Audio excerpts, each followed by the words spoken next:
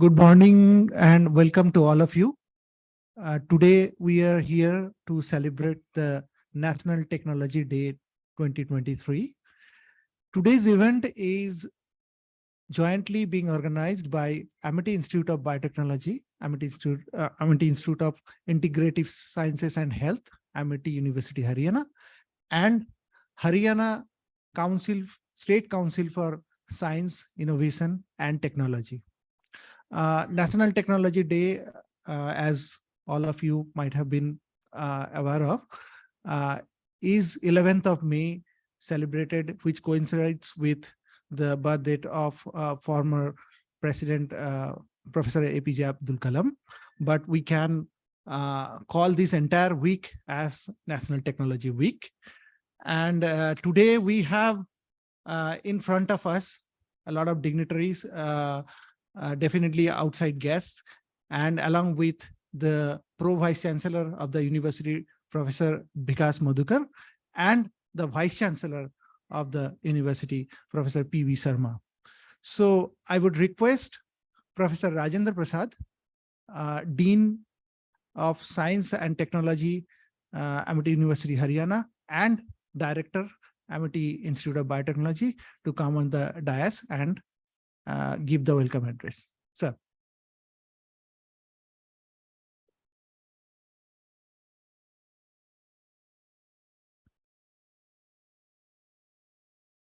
Good morning, everybody. I continue with this Technology Day importance. Like Gustav said, it is the whole week, which is a technology week kind of. It was on 11th May last week, but for logistic reasons, we could not do that day. So we extended this to today. And I'm very happy that most of you are participating in this event. For the benefit of those who may not know the significance of 11th May, there were three things happened. One was Pokhran 2. That was one same day happened. Then we had a test flight of indigenously made Hansa aircraft. That was also done same day. And Trishul launch was also tested same day. So then Prime Minister Atal Bihari Vajpayee had given a new slogan, Jai Jawan, Jai Kisan, Jai Vigyan, and started celebrating as Technology Day. And very appropriately, we have two sitting in the audience and another one online, Dr. Rahul Taneja, who is our scientist of Pitt Information Center, very kindly agreed to be giving his wisdom of words online, and then joined by two very distinguished speakers, Professor Rakesh Bhatnagar and Professor Vijay Chaudhary. They have been coming to MIT. One was also a party in MIT for some time. Why we invited them? Because first of all, of course, they are very friends of us, not only mine, but for MIT. Second, they are demonstrated that they are real technocrats entrepreneurs. And both have grown within the university system. That is very important. First, let me tell you about Rakesh Bhatnagar, who was in JNU, and I think we shared the years, 30 years together.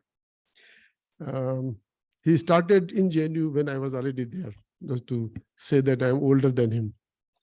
Rakesh Bhatnagar, from the beginning, wanted to deliver something translational to the societal purpose. And that time, this anthrax was a real issue. And he created and synthesized the anthrax vaccine and transferred the technology to the companies, which is successfully being used all over now. And obviously, that also brought a lot of money to his credit. Even his students got a spillover of money, like laptop and things like that. And since then, he's just driving this endeavor that to create something societal, and now focusing more on mycobacterium tuberculosis research and at this present, and the science chair. Somebody, actually, Costa will introduce him formally, but this I wanted to say that it is very appropriate that he has joined us today for this small event. The second distinguished speaker, Professor Vijay Chaudhary, we call him Vijay. He is also a technology-driven person. He's from South Delhi campus. They will tell you about him. And he has created many indigenously made kits, diagnostic kits for the benefit of human health and disease. So he's and also a passion to skill students. So he's running almost like a skilling institute in South Campus, Delhi. He is a Nasi chair at the moment and is still very, very active. And I really cherish and welcome Dr. Chaudhary as well. And very thankful to our Honorable Vice Chancellor, sir, and Pro Vice Chancellor for giving this short notice. They are here today. Whole day is packed with events, but thank you very much. And we'll like to start now with this program. Costa? Very good. Okay. Thank you very much.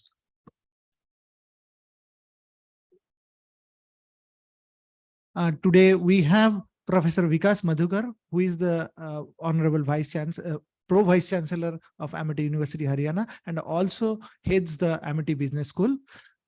Sir, please come for the opening remarks.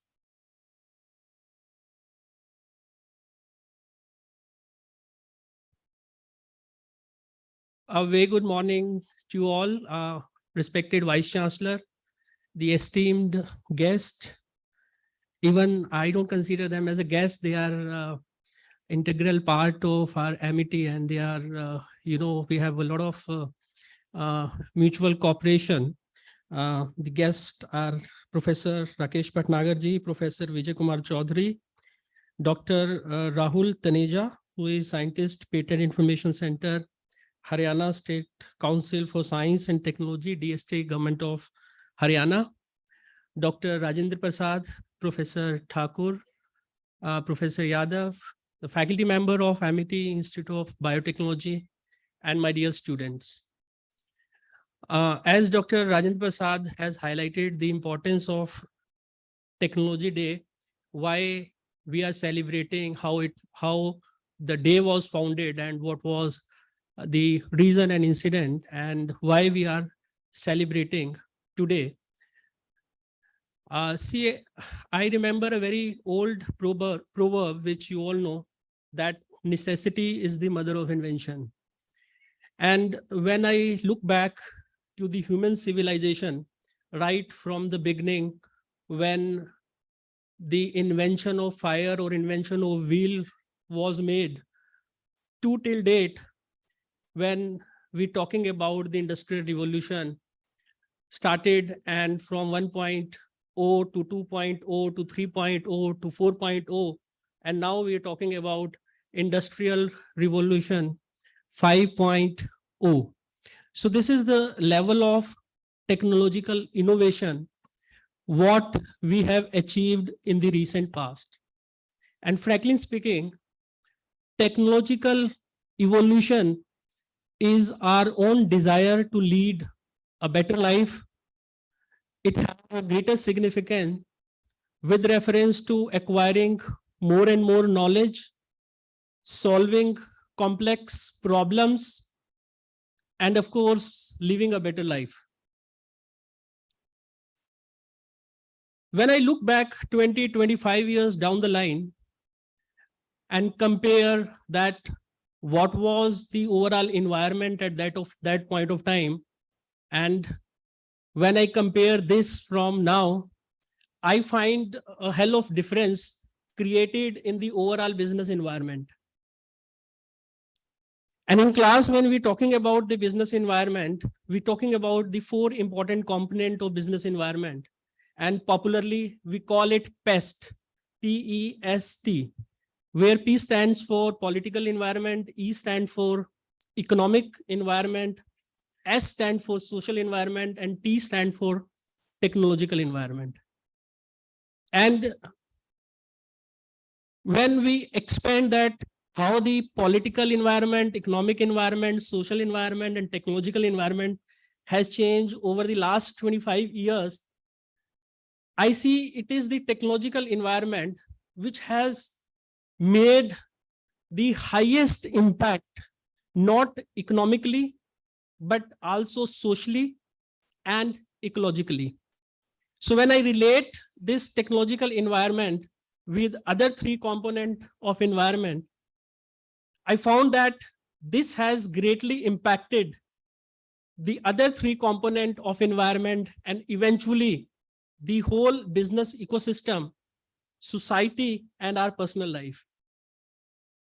And it is very, very evident that our day is starting with the technology, our day is progressing with the technology, and our day is ending with the technology. Imagine if internet network fails, what will happen? Everything will stop. Everything will stop. And this is how the technological environment, particularly the information technology, has made a significant impact on the whole ecosystem, including the human life.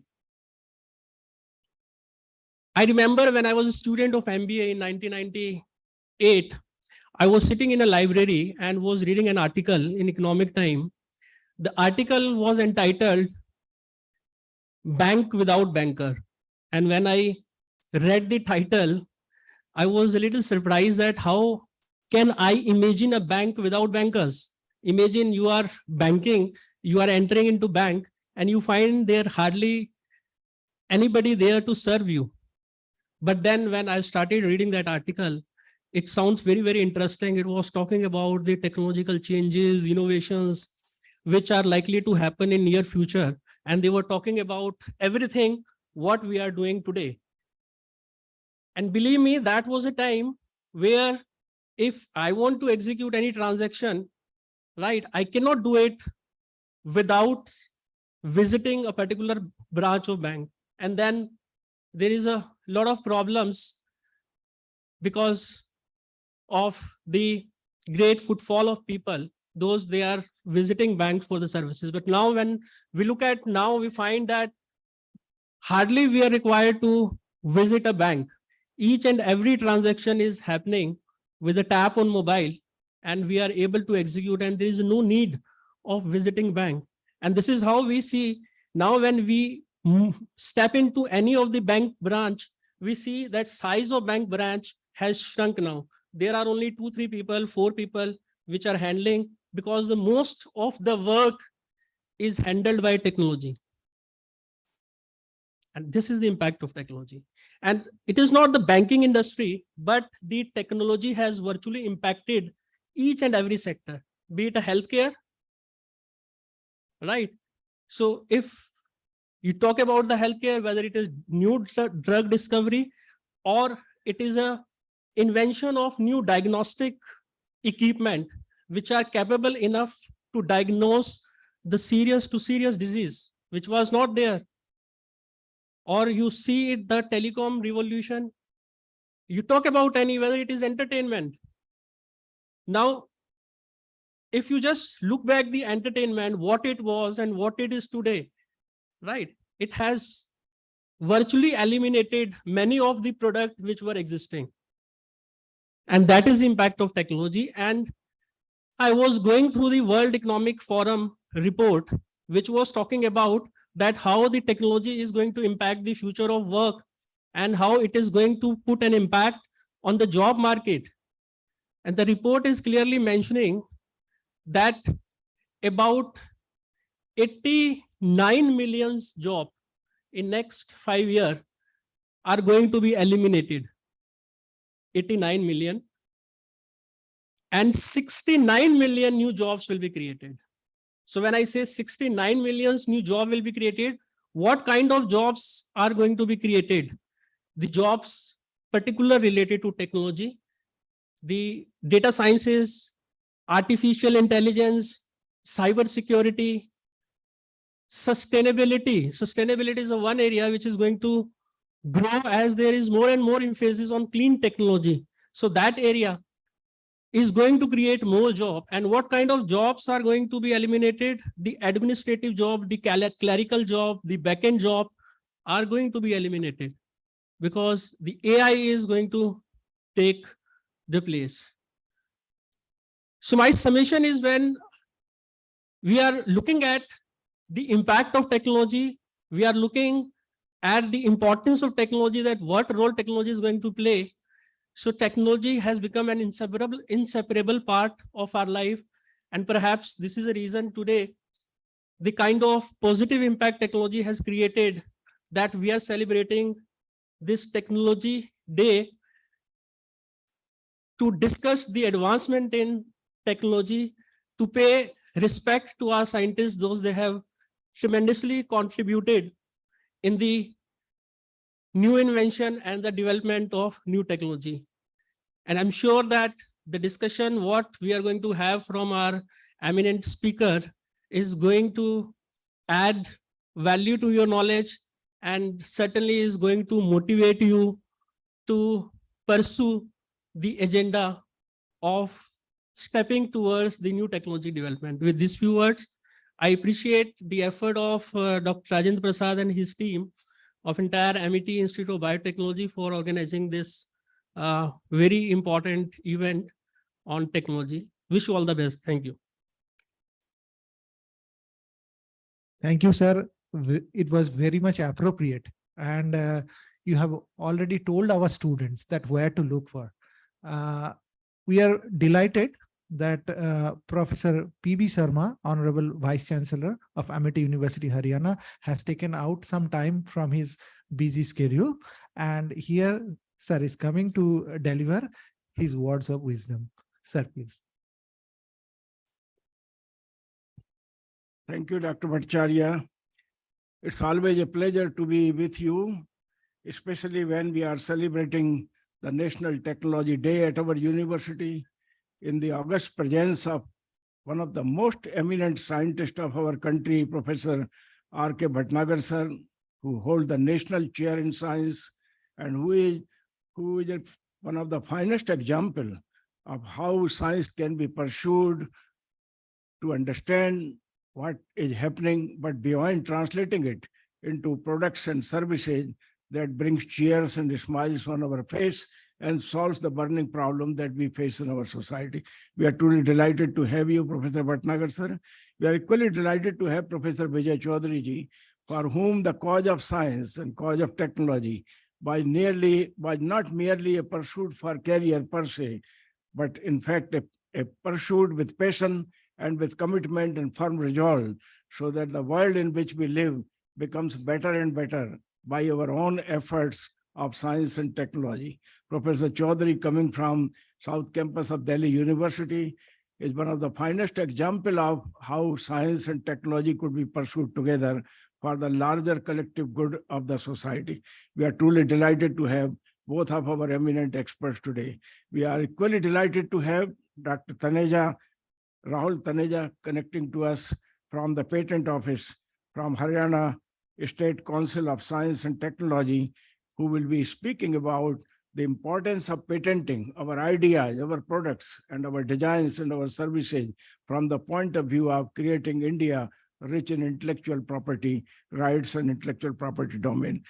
Let me also extend to you the warmest greetings, especially to my younger student community and my very dear faculty friends present here on behalf of the entire Amity University fraternity, on my personal behalf, on behalf of Honorable Chancellor Dr. Aseem Chauhan, who would have been most delighted to share his thoughts with you on this momentous occasion. Ladies and gentlemen, as we celebrate the National Technology Day, let us not forget that India has made tremendous amount of progress during the last 75 years, and I'm witness to it. Today, standing before you at the age of 75, I have seen India marching from strength to strength, from the day when it became independent to the day it has understood how to march shoulder and shoulder with the scientific and technological community of the world. I have seen great gains coming to the community on the strength of the advancement of science and technology. I have seen India becoming the proud member of the Space Club. I have seen India becoming the proud member of the Nuclear Club. I have seen India marching ahead, even giving a shock to the rest of the world in areas that matter today most, that is the information and communication technologies artificial intelligence and machine learning and robotics, India performed very well. India also performed very well in areas which also matter for our well-being and our health. I have seen India of the day when we did not have enough food to eat. We had no milk even for our daily needs. In fact, in our country, we were importing milk powder from abroad. And what more, I have seen even wheat being imported to feed the community of people here. Today, India stands stronger, much more stronger than what one would imagine, to export food for very many nations of the world, standing taller in terms of one of the largest producer of fruits and milks and vegetables. Also a country where we are leading by example in very many areas, including high quality education that we offered to very many who went around the world and created a great advantage in India, and we are reaping rich benefits out of it. But that's the past. What's important for today is to understand where do we want to go from here. We created, of course, a great nation, and we have tremendous amount of pride in what we have done in science and technology. But we have a monumental challenge in front of us. Now the nation wants to move much faster. It needs to move with courage and confidence and conviction to create India of our dream, where we will march from the current 3.5 trillion economy which we have today, to when we celebrate 100th year of independence of India. The target is to transform Indian economy from 3.54 trillion to something like 50 trillion. People will ask us, you are talking jokes. How can you go from 3.5 trillion economy to 50 trillion economy of our dream in 2047, when we celebrate India's 100th independence year? But this tall order, which requires, in fact, a multiplier effect of growth and development, has to be matched by our commitment and firm resolve, also to ensure that we become one of the happiest nations of the world. Economic strength alone has no meaning if your nation is not happy, if people are not happy. We need also to ensure that we are one of the safest nations in the world. And we have also to ensure that while we rise in our innovation index, we ensure that our innovations create what we call advantage India, so that the larger collective good of the humanity within the country here and around can be served. We also need to be one of the most healthy country in the world. And all this requires, in my opinion, a reimagining and rethinking on how do we pursue science and technology from here and now and onward. And it is in this context, I thought, when Professor Rajendra Prasad decided to celebrate the National Technology Day at our university, and to invite people of eminence like Professor Bhatnagar, Professor Chaudhary ji, and also from the Haryana State Council of Science and Technology, we thought that here we are to make a firm commitment and resolve to not only just reimagining what science and technology can do, but committing ourselves to creating that brightest future for the new India that is in the making. People like you who are young are born in a very different times. You have not seen India of the time which I have seen. Therefore, for you, it would be easier to imagine that you can march faster, you can march with conviction, you can march with commitment and create that India of your dream. Compared to many of us, we have seen how growth and development takes place. Today, we have to commit ourselves to redefine the meaning and purpose of science and redefine the meaning and purpose of technology. The purpose of technology is not to take away your jobs. The purpose of technology is not to say that you remain at home while the machines works on the shop floor or in the industry.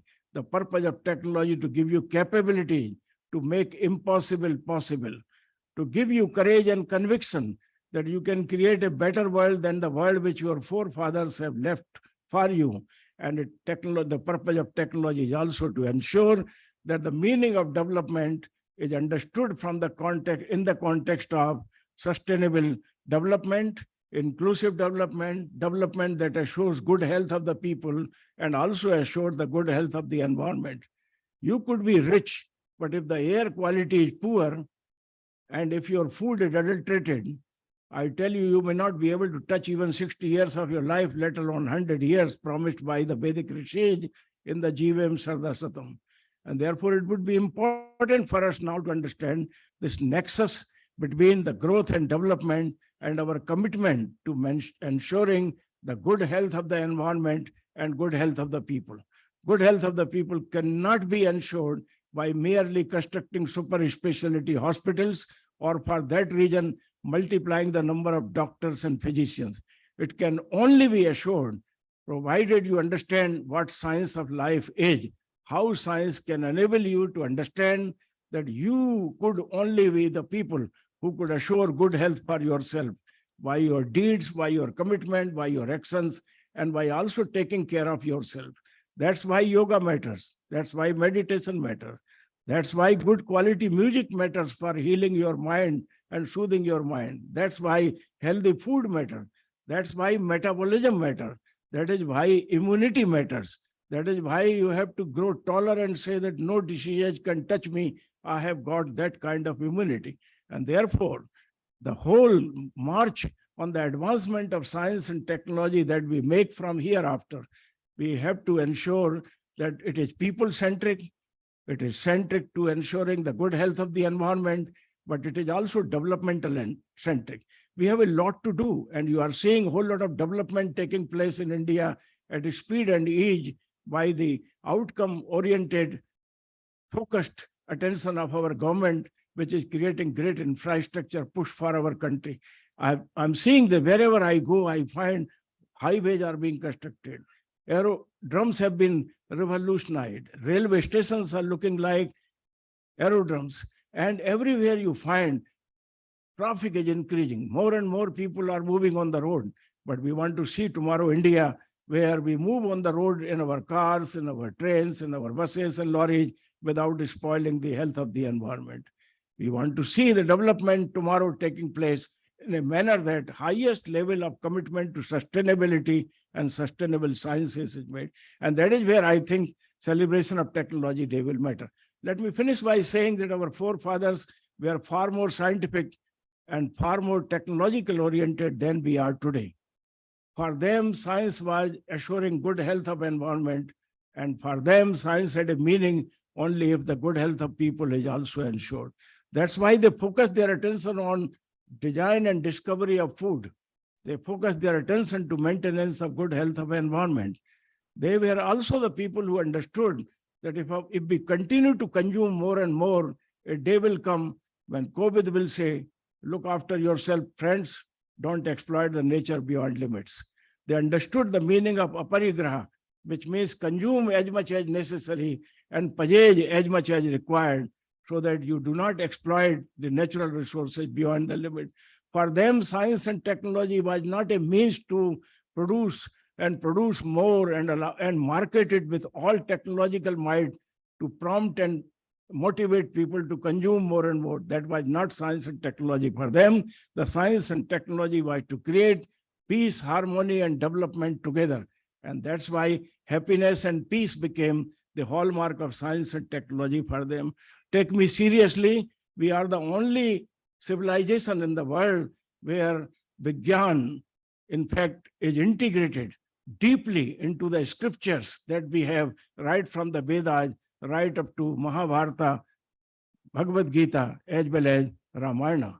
And it is here the emphasis on Vijnana was an integration of science and technology together. Even in Guru Granth Sahib, it starts with Pavan Guru Pani Pita. Look at this. I mean, Pavan Guru Pani Pita. When you regard Pavan, which means the Vayu, as your Guru, how can you spoil it?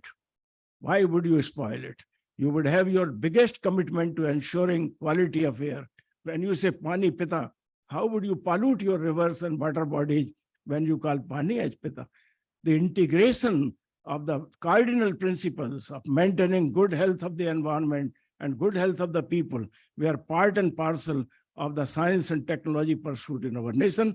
Unfortunately, under the madness created by the modern science and technology, of which we all are part, we thought science and technology is for exploiting the nature unlimited till we start crying ourselves, as we have done during the COVID time. And therefore, lessons must be learned from what we have suffered, and we have to redefine the meaning and purpose of technology for creating that new India, the new world of our dream. That's the charter. And that's why I think integrated approach in science and technology and skilling is required. Before coming here, I was talking to Professor Chaudhary, and I was telling Professor Chaudhary, and this is important for you also to understand, India was great, not because of Jnana. India was great because people of India were skilled, people of India were enterprising, people of India were producing what creates happiness, health, as well as good health of the environment.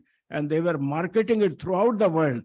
They were not selling swords, they were not selling cannons, they were not selling missiles. They were rather selling those good items which are important to maintain a healthy community and healthy global community. That's why India was the guru of the world.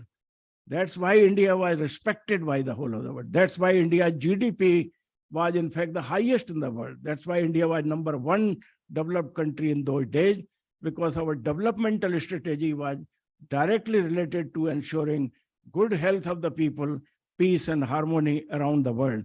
We made no attacks on anyone despite being strong and mighty, and we created in fact a world of harmony, peace and development. Perhaps the days today are such that we need to now ask ourselves, can we create India of that level? Does not mean that you do not cause development. In my opinion, India would be #1 economically strong country, but it will also have every region to assure and commit itself to creating the happiest and healthiest nation on the world. And that's the charter. Let on this technology day, we all commit to creating that India of our dream by redefining, reimagining, and understanding the value and worth of science and technology integration into our daily life. Let you take care of yourself. Let you take care of the surrounding. Let the education of science and technology give a new meaning to you, so that you yourself live in a world in which you would like to create for yourself, for your countrymen, and for the community at large.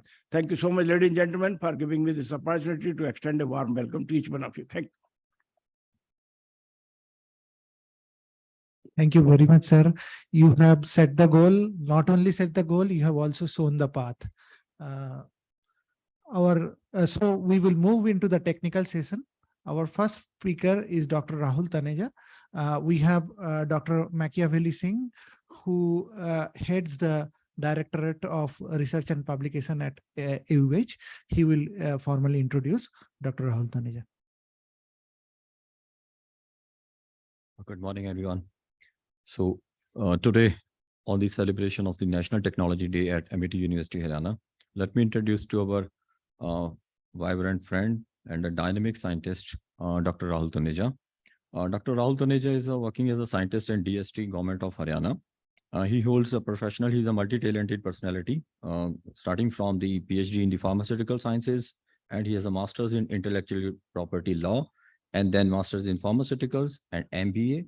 And he's a postgraduate diploma in intellectual property rights and patent from European Patent Office, and he's a master trainer of European Patent Office and WIPO also.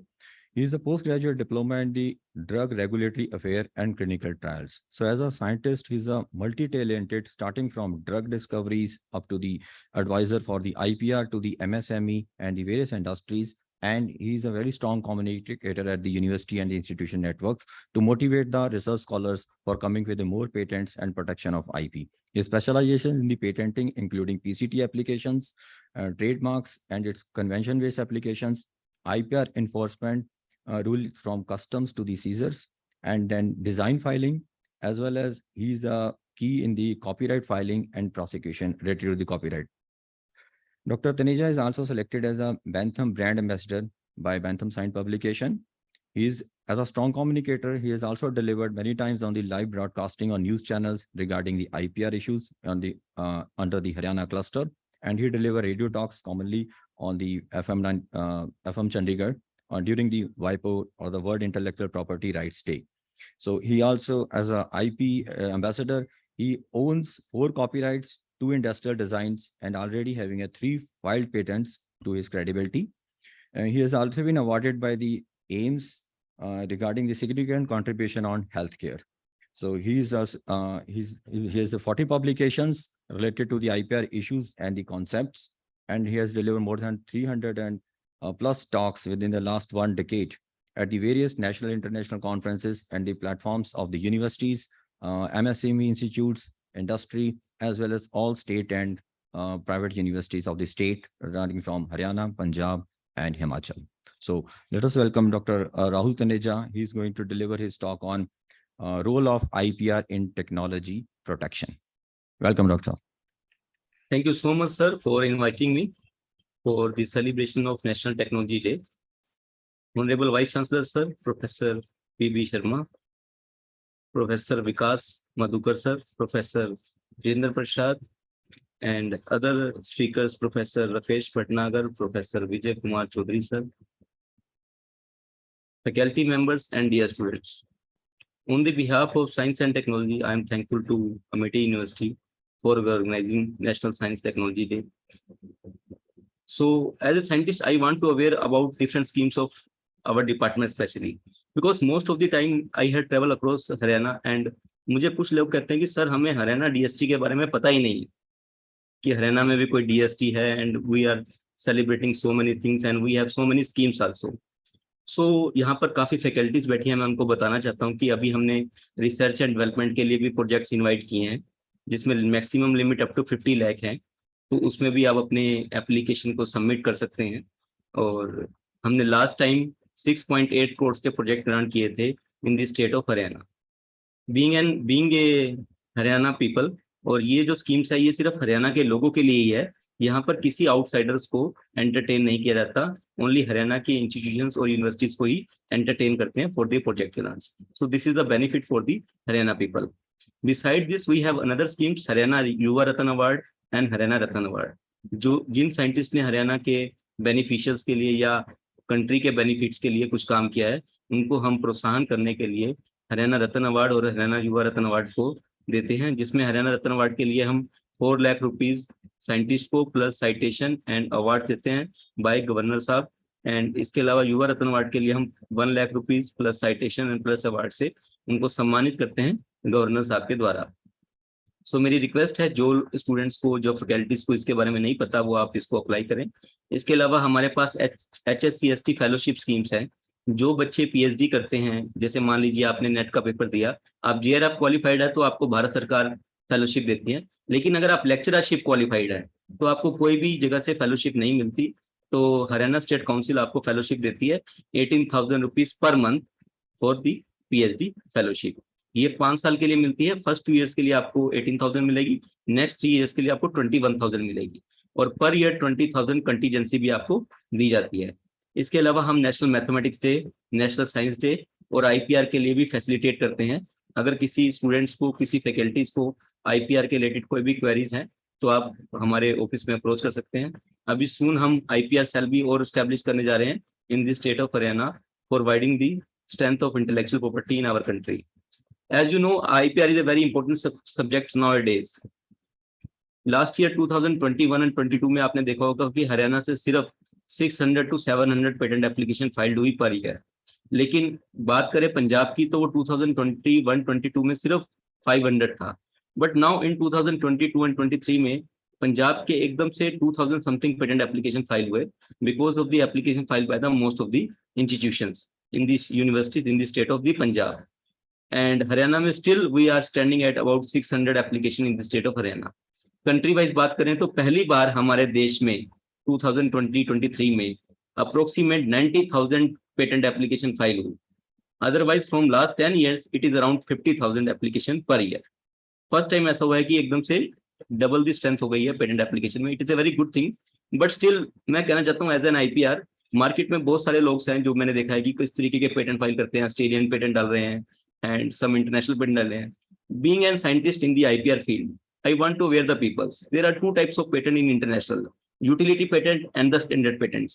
You have to understand the difference between the utility patent and the standard patents. Utility patents जो होते हैं वो minor modifications के लिए मिल जाते हैं, जिसकी duration 6 to 7 years ही होती है। But don't compare with the Indian standard patents.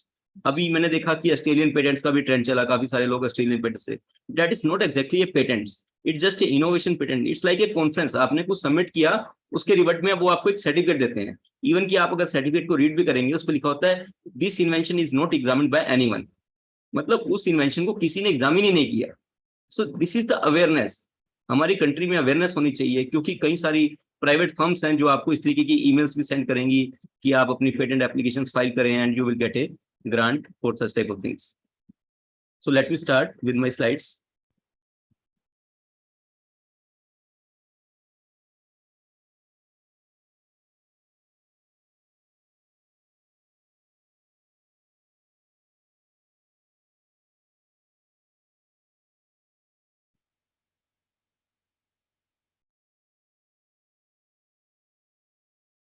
Intellectual means creation of human mind, property जो आपकी अपनी होती है, राइट्स उसके ऊपर अधिकार दिए जाते हैं। There are two type of properties, tangible properties and intangible properties. Tangible properties, आपके पास अपनी गाड़ी है, बंगला है, मकान है, you have some specific rights, आप अपनी मर्जी से उसे बेच भी सकते हैं, किराए पे भी दे सकते हैं, you can destroy them.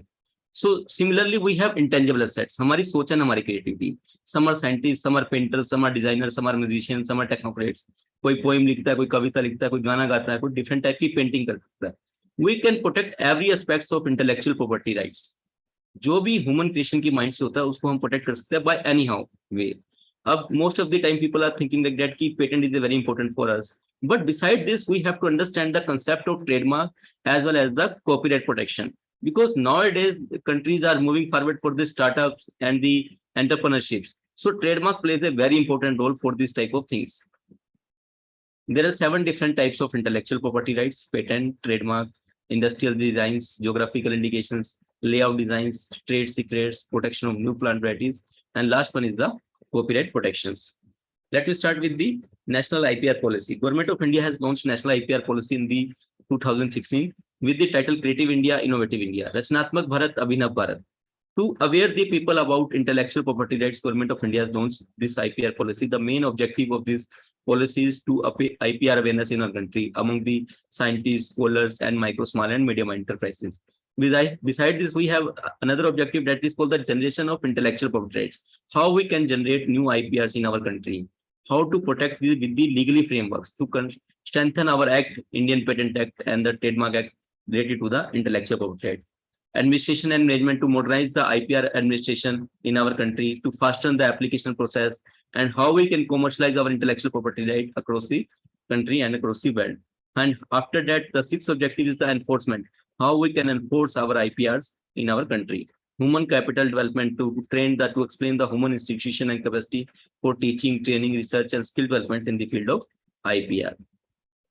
Patent. Patent is an exclusive rights granted for an invention. It can be granted for any new technical solution, or it can be granted for a product as well as for the process also. It is not necessary you have to file for any patent application for the product. Even you can file an application for the process also. You will get a monopoly rights that nobody can use your invention without your permission. Nobody can sell your invention without your permission. You will get a rights for the 20 years from the date of the filing. You can block your idea for 20 years from the date of the inventions. What is the criteria of patentability? There are 3 simple criteria of the patentability: novelty, non-obvious, and industrial applicability. Novelty means that thing cannot be published anywhere in the world before the filing of the patent application. Suppose if you have any idea and you are going to publish your idea in any research paper, and after that you are thinking to file a patent application, then your patent will not be granted because it is already available at the public domain. First, you have to file the patent application. After that, you can disclose to anyone. Second one is the non-obvious or inventive step. Your invention must having some non-obvious in nature, or must having some technical advancement. If your invention doesn't have any technical advancement, then your patent will not be granted. And last one is the industrial applicability. Your invention must be used for some industrial applications. Means that invention must be used for some humankind. If your invention is not used for the humankind purposes, then your invention will not be granted. For example, आप कहें कि हमने कोई crane बनाई है जिससे house breaking में use की जाती है, या हाउस ब्रेकिंग मशीन्स, या जो इन्वेंशन हमारे ह्यूमन सिस्टम और मोरालिटी के अगेंस्ट होती है, such type of things will not be granted by the patent application. So this is the reason gene cloning is not granted by the Indian Patent Act. Patents are territorial rights. अगर आपने India में patent file किया, then your rights is only limited to the India. But if you want to file a patent application outside the India, then you can submit by the 2 way. Either you can directly apply to that country or you can submit by the PCT. What is the PCT? PCT is a single window system by which you can submit your patent application in multiple countries. You have to select in which country you want to file a patent application. जैसे आपने देखा होगा Haryana government ने एक अपनी website launch की है सरल हरियाणा। सरल हरियाणा पे क्या है कि अगर हरियाणा की जितनी भी स्कीम्स हैं जो आप देखना चाहते हैं वो उस पे जाकर आप अपलोड कर सकते हैं, लेकिन स्टिल आपको बेनिफिट कहाँ मिलेगा वो पर्टिकुलर डिपार्टमेंट ही देगा जहां पर आपने वो स्कीम्स देख रहे हैं। तो just it is just a single window system by which you can submit your application through multiple departments and multiple countries. And there are two types of opposition in the patent application. One is the pre-grant opposition and second one is the post-grant opposition. Before the filing of the patent application, if anybody can oppose you, that is called the pre-grant opposition.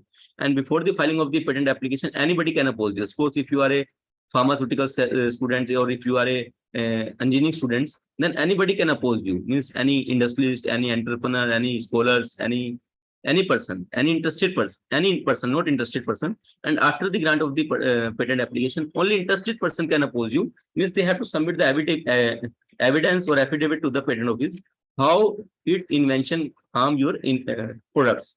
Then you have to submit the detailed instruction to the patent office. After that, your patent will be opposed. Otherwise, it will be considered as a granted invention.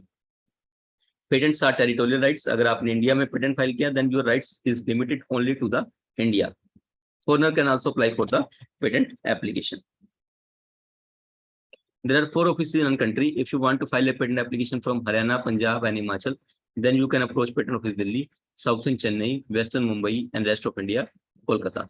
Foreigner can also apply for the patent application. It depends on the by which services you are, which agent or which consultant you are going to file your patent application. How to file a patent application? You can submit your application by 3 ways. You can submit by post.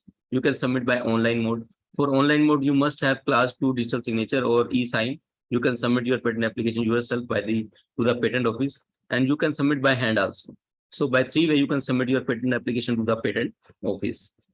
Now we will talk about section 3 and section 4. This is very important to understand before filing the patent application. This is the exclusion of the patent application.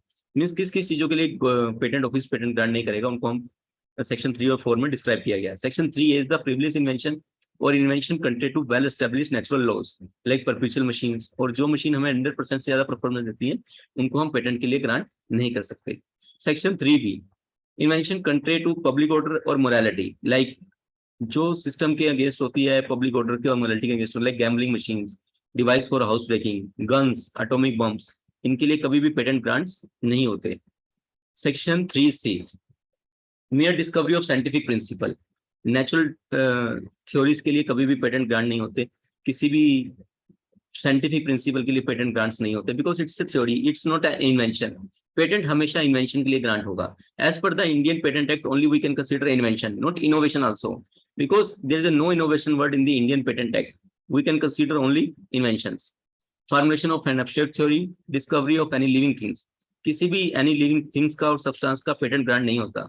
And किसी भी discovery का भी patent grants नहीं होता. We have to invent something from that discovery, then you can file for the patent application. Natural microorganisms का भी patent के लिए file नहीं कर सकते because that is already exist in the nature. But if you have genetically modified your microorganisms, then you can apply for the patent application. For the genetically modified microorganisms, you can approach for the patent application because you have done something in natural microorganisms. You are doing some research on that thing, so you can claim for the patent application. This is very important for chemical students and the pharmaceuticals. Section 3D, mere discovery of scientific principle, mere discovery of new form of a known substance which does not result in the enhancement of the known efficacy of that substance. Because मान लीजिए आपने कोई salt, ether, polymers के derivative को derive किया, but the efficacy of the molecule is same, the property of the molecule is same. Until unless जब तक उसकी property में derivatives में या उसकी efficacy में changes नहीं आएगा, your patent will not be granted. This is the clear cut instruction in the section 3D. You have to change the efficacy. You have to change the therapeutic effect of that substance, then you will get a patent rights. Section 3, mirrored mixtures. Suppose if you have a two compound A which is having a antipyretic activity and compound which is having an analgesic activity, compound B, and you are combined both the compound A, B, and you are saying that now they are showing an antipyretic activity as well as analgesic activity. So this is an obviousness, and as per this patentability parameter, we have learned non-obviousness. So your invention must be non-obvious in nature. Rearrangement, suppose आपके पास 2 devices है, आपने उनको दोबारा से rearrange कर दिया, and both the device are doing their own work, like a bucket fitted with torch. Now you are saying by single hand you can use bucket as well as torch. No, this is an rearrangement. On the basis of rearrangement, patent will not be granted. An umbrella with fan, a cloak and radio in a single cabinet. So these all considered in the obviousness. Section 3H. The method of agriculture and horticulture cannot be granted as a patent application. खेती करने के तरीके को भी हम patent के लिए file नहीं कर सकते. But the instrument used for agriculture and horticulture can be filed for the patent application as well as for the industrial application. So this instrument can be filed for the industrial patentable things. But the way of applying the seeds on the land, patent will not be granted. You are saying that कि हम इस तरीके से seeds लगाते हैं या इस तरीके से फसल को लगाते हैं कि ये पेटेंट उसकी जो yields है वो ज्यादा आती है. The techniques apply on the land, patent will not be granted. By which machine you are applying, on machine you will get a patent rights. So section 3I. This is a very debatable subject matter for the international doctors and other countries. Any process for medical, surgical, curative, prophylactic, diagnostic, therapeutic, or render them free from the disease. जब भी आप अपनी patent application को draft करते हैं, your patent application must be according to the Indian patent act. अगर आपने अपनी एप्लीकेशन में ये लिख दिया कि render them free from the disease, this invention render them free from the disease, then your patent will not be granted. Because हम surgical processes के लिए removal, like for example removal of cancer tumour के लिए patent grant नहीं हो सकता, removal of dental plague के लिए कभी पेटेंट ग्रांट नहीं हो सकता. But the surgical instrument is patentable. Diagnostic apparatus is also patentable. As such, the process is used on the human body, patent will not be granted. Plant and animal, as section 3G, plant and animal whole as such cannot be filed for the patent applications. Section 3L, a literary work, dramatic work, musical work, artistic work. इनके लिए भी कभी patent grant नहीं हो सकता, because आपने कोई poem लिखी, कोई कविता लिखी, कोई गाना गाया, because this is a subject matter of the copyright application.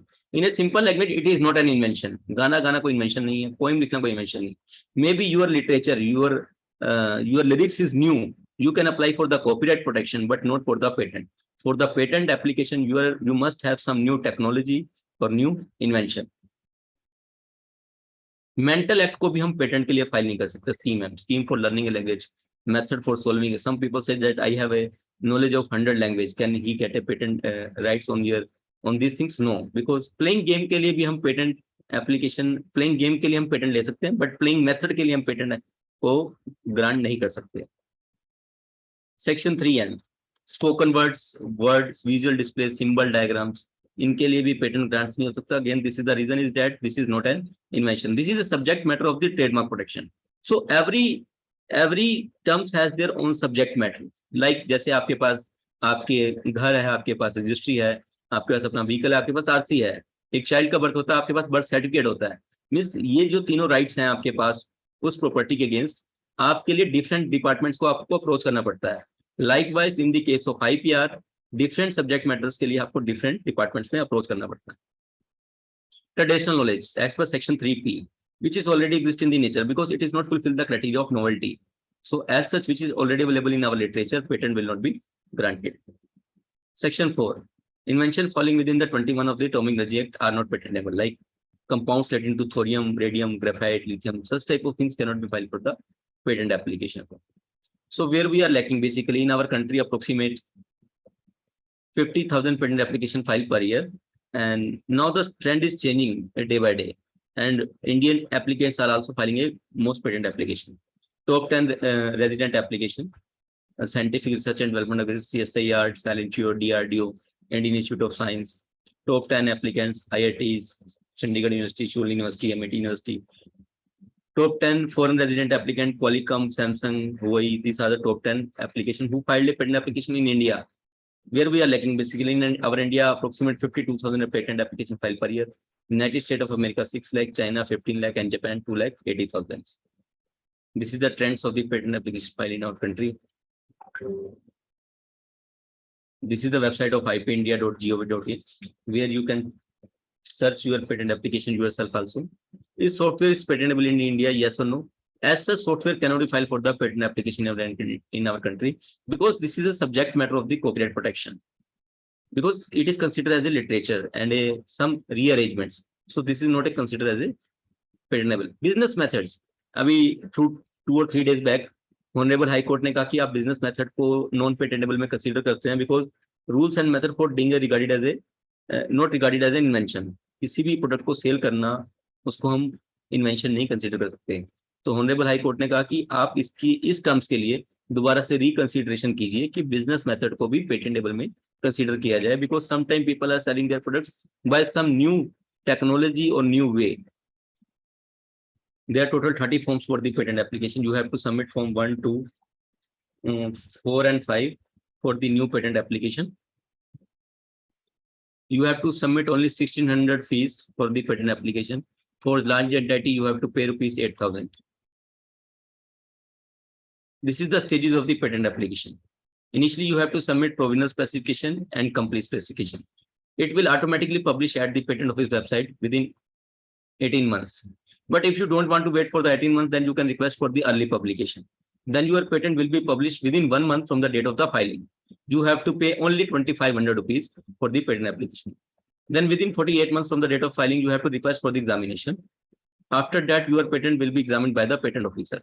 If you have not submitted any request for examination, then your patent will not be examined by any single person. Likewise, Australian patent. Australian patent be it's likewise same. People are submitting their idea, they will submit just a reference, then your idea is submitted at the office. But it is not examined by anyone.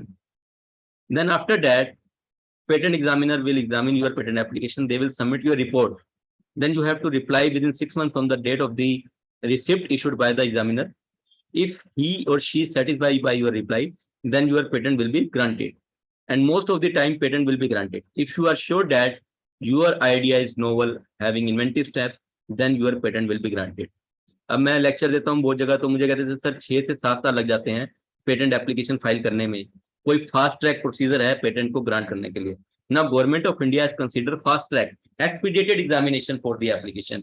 ये किस किस चीजों के लिए हो सकता है? Suppose if you are a startup, अगर आपकी कंपनी स्टार्टअप में रजिस्टर्ड है DIPP में, then you can request for the fast track examination. If you are a small entity, अगर आप एंटरप्रेन्योर हैं, आपकी बिजनेस MSME के under registered as a small entity, then you can request for the examination.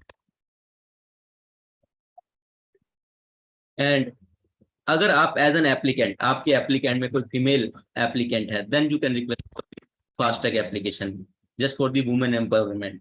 And next is the, अगर आप कोई government department से हैं, अगर आप कोई गवर्नमेंट डिपार्टमेंट से आप अपनी एप्लीकेशन सबमिट कर रहे हैं, then you can submit your fast track. And last provision is very important. Suppose if you are going to submit your application through any other countries and you consider India as a competent international search authority, then your patent application will be considered as a fast track. You will get a patent application maximum within 1 year. 1 साल के अंदर आपको patent grant हो जाएगा if you are submitting all the forms and application on time. Patent किनका late होता है? जो 4 years की वेट करते हैं कि हम रिक्वेस्ट फॉर एग्जामिनेशन आज सबमिट करेंगे, बाद में सबमिट करेंगे, या विदिन 48 मंथ्स में सबमिट करेंगे. So this is all about IPR and the patent application. I have very less time, so I will consider only patent terms here. But I want to convert. I want to describe 2 or more 3 parameters like trademark. Trademark also plays a very important. Suppose if you want to start any new company, then trademark plays a very important role. पहले क्या होता था, लोग patent के लिए fight करते थे, but now time has change. आप देखिए इंडिया में कितने सारे एंटरप्रेन्योर्स स्टार्ट हो रहे हैं, कितने सारे स्टार्टअप स्टार्ट हो रहे हैं. क्या नेम का सिलेक्शन कैसे करते हैं हम? This is very important now days. मेरे पास बहुत सारे एंटरप्रेन्योर्स आते हैं हरियाणा के, पंजाब के, दिल्ली के, जो बिजनेस का नेम बिना सोचे समझे स्टार्ट करते हैं, या किसी रिलीजियस गुरु के पास जाके वो अपना वर्ड लेकर आते हैं and they are starting their company name. But after few days, few months, when they are popularize their brand on the internet, and some company says that it is similar to our brand name or its logo is similar to our company logo, then they immediately send their notice or infringement cases on the there. So before going to start your new business, first you have to check your business in detail.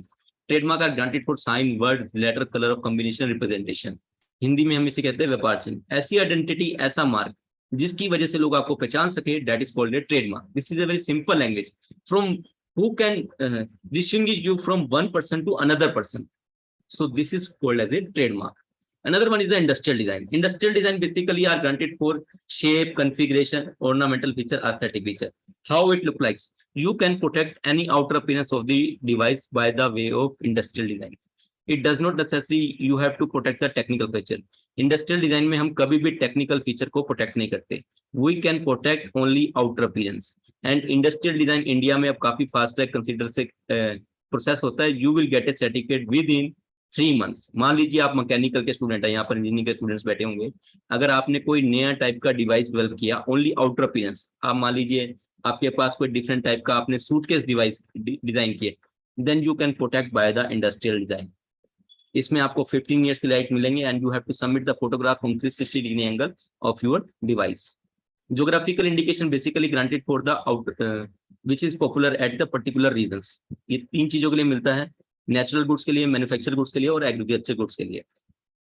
Layout designs, आप हैरान होंगे कि हमारी country में सिर्फ semi integrated circuit में आज तक सिर्फ एक ही एप्लीकेशन सबमिट हुई है. Only one application. You have to think about, being an engineer you have to think about that. Trade secrets, as such there is no law in country to protect the trade secrets. Protection of new plant varieties, you can protect any plant varieties and species. And last one is the copyright. Copyright are granted for musical work, artistic work, literary work. आपने कोई poem लिखी, आपने कोई कविता लिखी, आपने कोई गाना गाया. And this is my request to all of you कि आप सोचते हैं कि गूगल पे कोई भी फोटोग्राफ्स है, आप विदाउट परमिशन उसको यूज कर सकते हैं, किसी भी वेबसाइट पे अपलोड करते हैं. Be careful because now the time has change. Now it is artificial intelligence. Immediately track किया जा सकता है कि वो फोटोग्राफ्स कौन कौन से पोर्टल पे, कौन कौन सी वेबसाइट पे, किस किस जर्नल में पब्लिश है, आपके अगेंस्ट इमीडिएटली एक्शन हो सकता है. तो copyright is a very serious offence. Patent जो है, मैं आपको समझाता हूँ सीरियस ऑफेंस कैसे है. पेटेंट जो है एक सिविल ऑफेंस है. सिविल ऑफेंस की आपको ज्यादा से ज्यादा आपको डैमेजेस पे करने पड़ेंगे, आपको उसको रॉयल्टी पे करनी पड़ेगी, आपको उसको पेनल्टी देनी पड़ेगी. But in the case of trademark and copyright आपको जेल भी हो सकती है और आपको अरेस्ट भी किया जा सकता है. So copyright and trademark is a very serious offence. Industrial design और पेटेंट में सिर्फ आपको डैमेजेस पे करने पड़ सकते हैं. Thank you so much for inviting me. It's all about intellectual property right.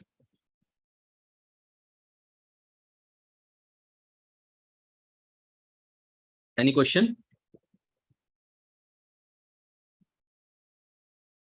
Yes, Dr. Machiavelli Singh has one.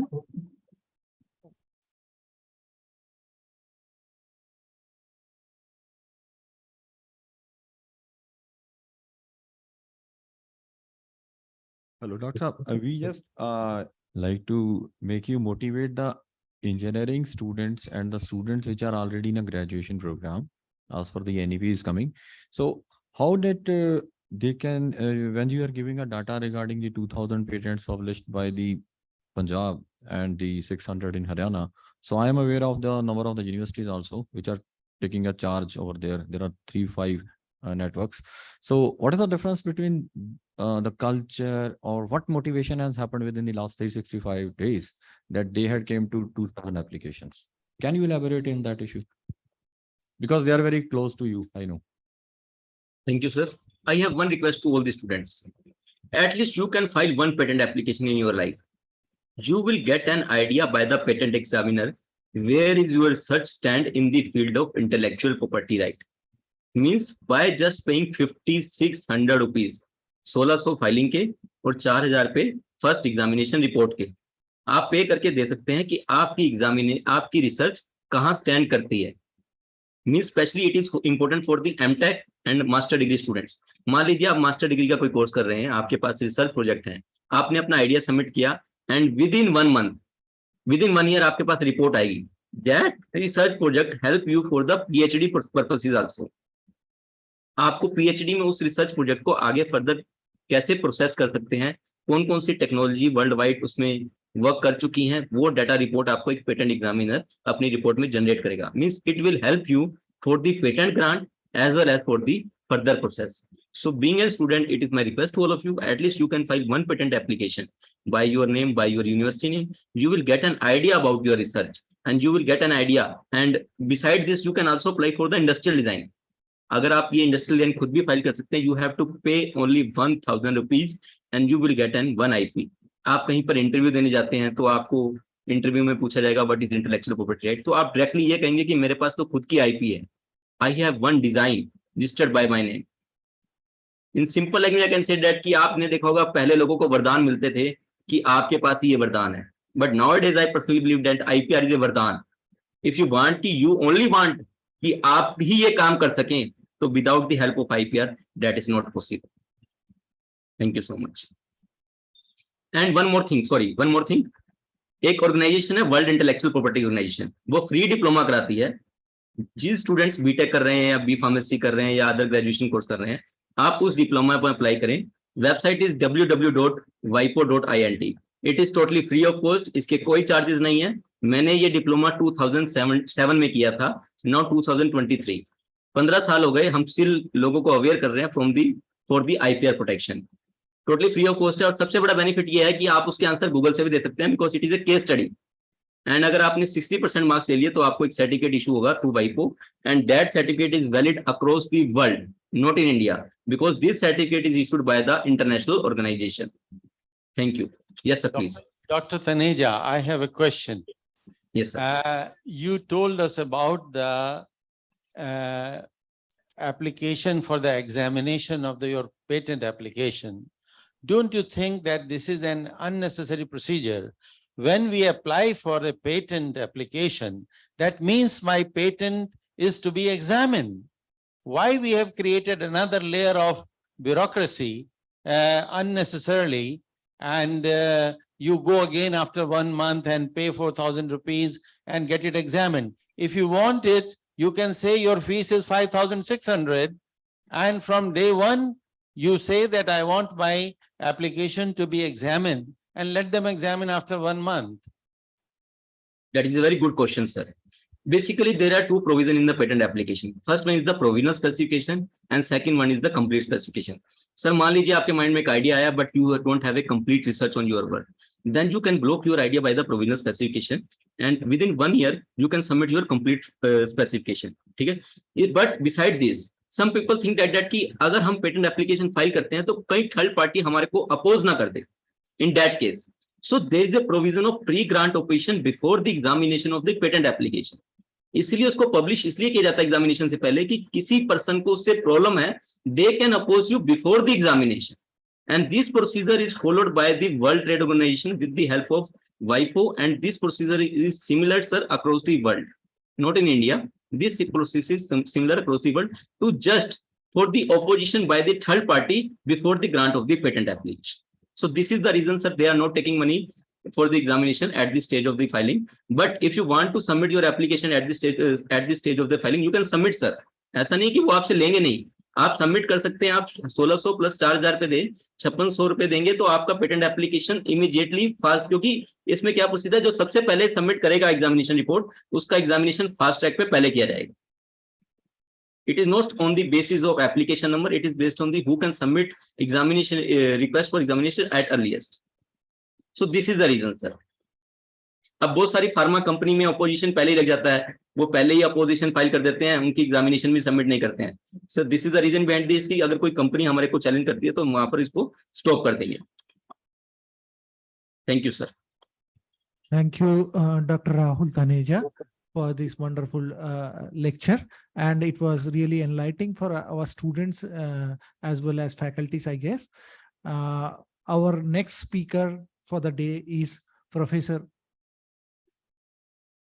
Yes, Dr. Rahul Taneja, if you can stay for the next talks will be nice. I know you are busy, but Sure, sir. Thank you, sir. Thank you so much. yes, that will be nice. Thank you. So our next speaker of the day is Professor Rakesh Bhatnagar. Professor Bhatnagar is FNA, FA of Science and FNSC, and member of all academic bodies in our country, and also a JC Bose National Fellow. And at the moment, he is the National Science Chair at School of Biotechnology, JNU. And before this, he has been the Vice Chancellor in multiple universities, including Kumaon University, Banaras Hindu University, and also Amity University, Rajasthan, as all of us know. And Professor Bhatnagar received his PhD from National Sugar Institute in Kanpur, followed by multiple postdoctoral fellowships in Germany and France, and also NIH US. And throughout his career, he has received many awards, including National Science Chair of SERB, then President Awards for Innovation from President of India, and then ICMR Award for Outstanding Research Work in the field of immunology, and All India Biotech Association Award. And he has been a renowned academician and academic leader, we should say. Without wasting much time, I would request Professor Bhatnagar to come on the dais and deliver his talk. Thank you, sir.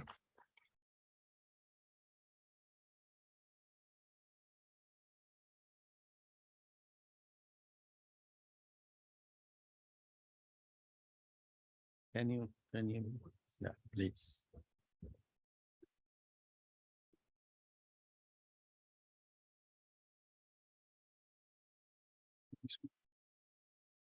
Rakesh कौन सा राकेश नगर का कौन सा है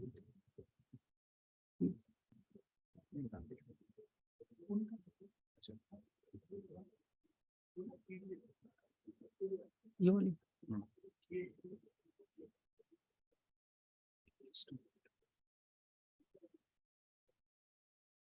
एक इसमें नहीं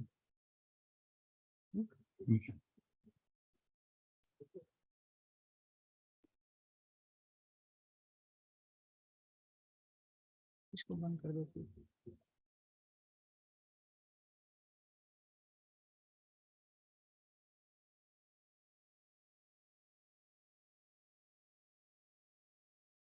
so this is one the MIT and flags. Perhaps, yeah, you just open it. All right. Let's see.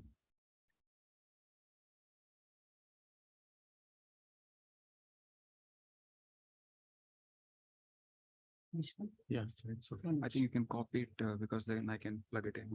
आप copy कर लीजिए इसको ना copy कर लीजिए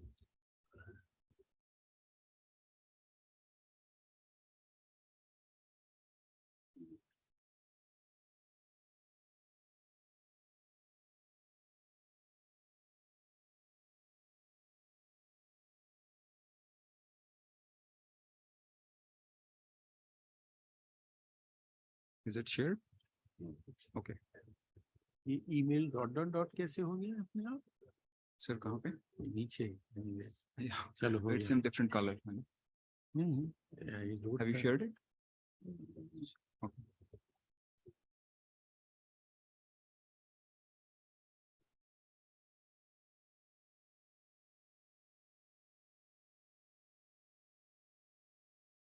So that way, Dr. Taneja can also.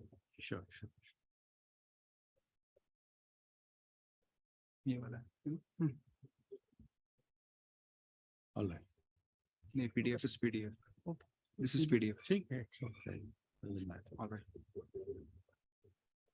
Okay.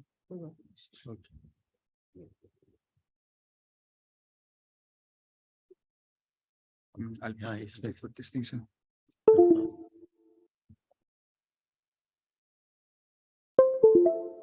Use the pointer if you want. The pointer after. Hello. Okay, thank you. Good afternoon. First of all, let me thank Professor Rajendra Prasad for inviting me for a great day, Technology Day or Technology Week, now you call it. And I am very fortunate to be in the company of my friend, Vijay Chaudhary. We have grown together, and I think online, Dr. Taneja is there, and all the faculty members and students. I hope all of you are biologists. Am I right? Many of them. All right. So then I have to. Are there people who don't know biology at all? All right. They know biology. Otherwise, it will be difficult for them to understand. All right.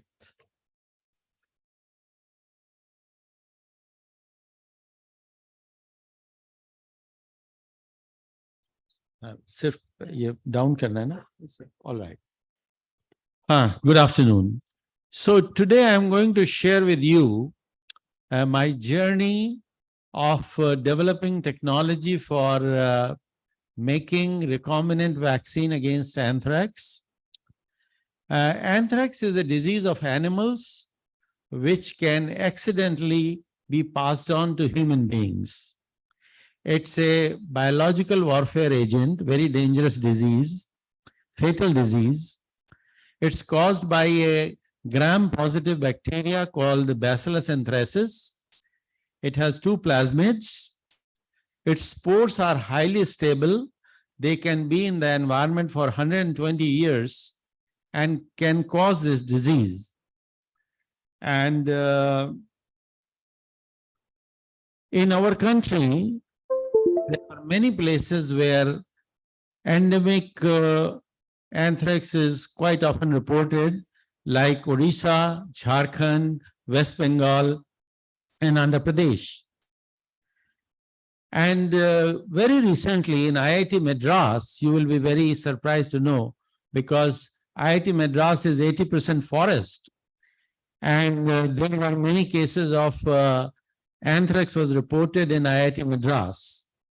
So therefore, I would like to explain you what kind of anthrax you have in the environment. There are three kinds.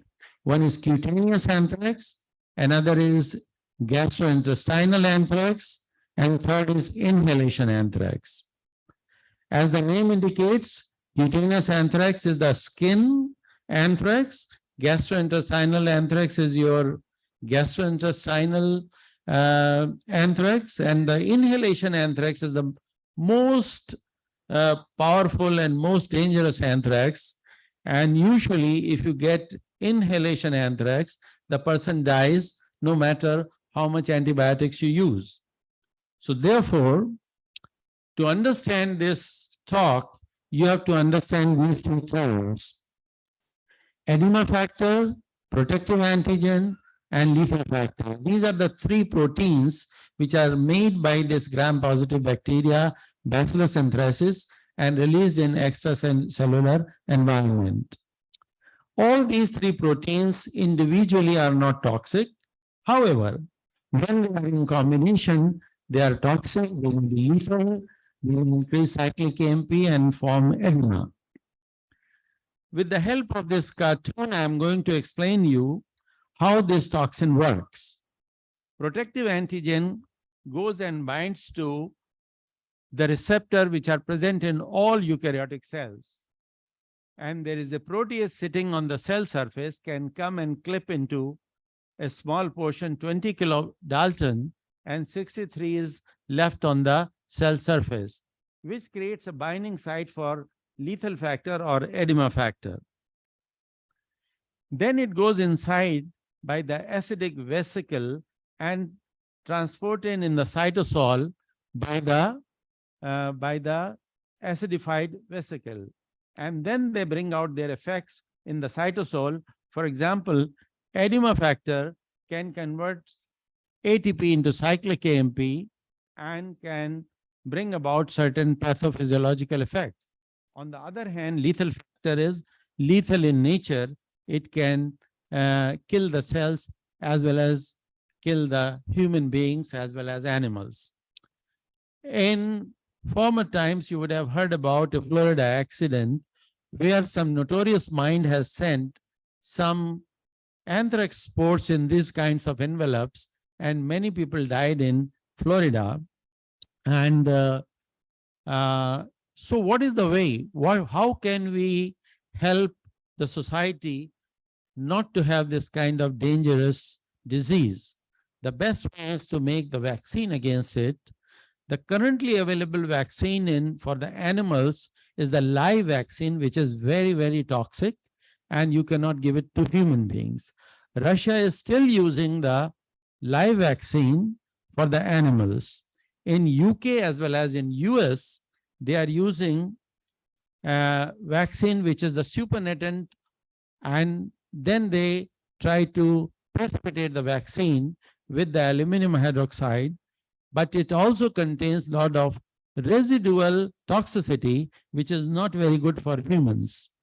So therefore, what we did, we tried to genetically engineer this vaccine against anthrax, where we took the plasmid where the information about protective antigen was there. We simply PCR amplified the gene, put it in an expression vector, and put it in E. coli, and tried to make this protein in plenty of amount.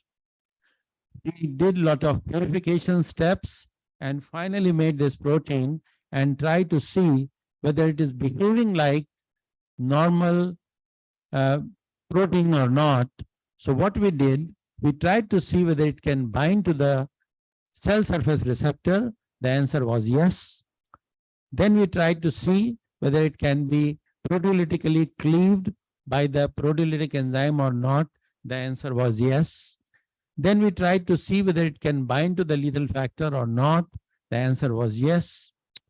Then we tried to see whether it can kill the cells or not. The answer was yes.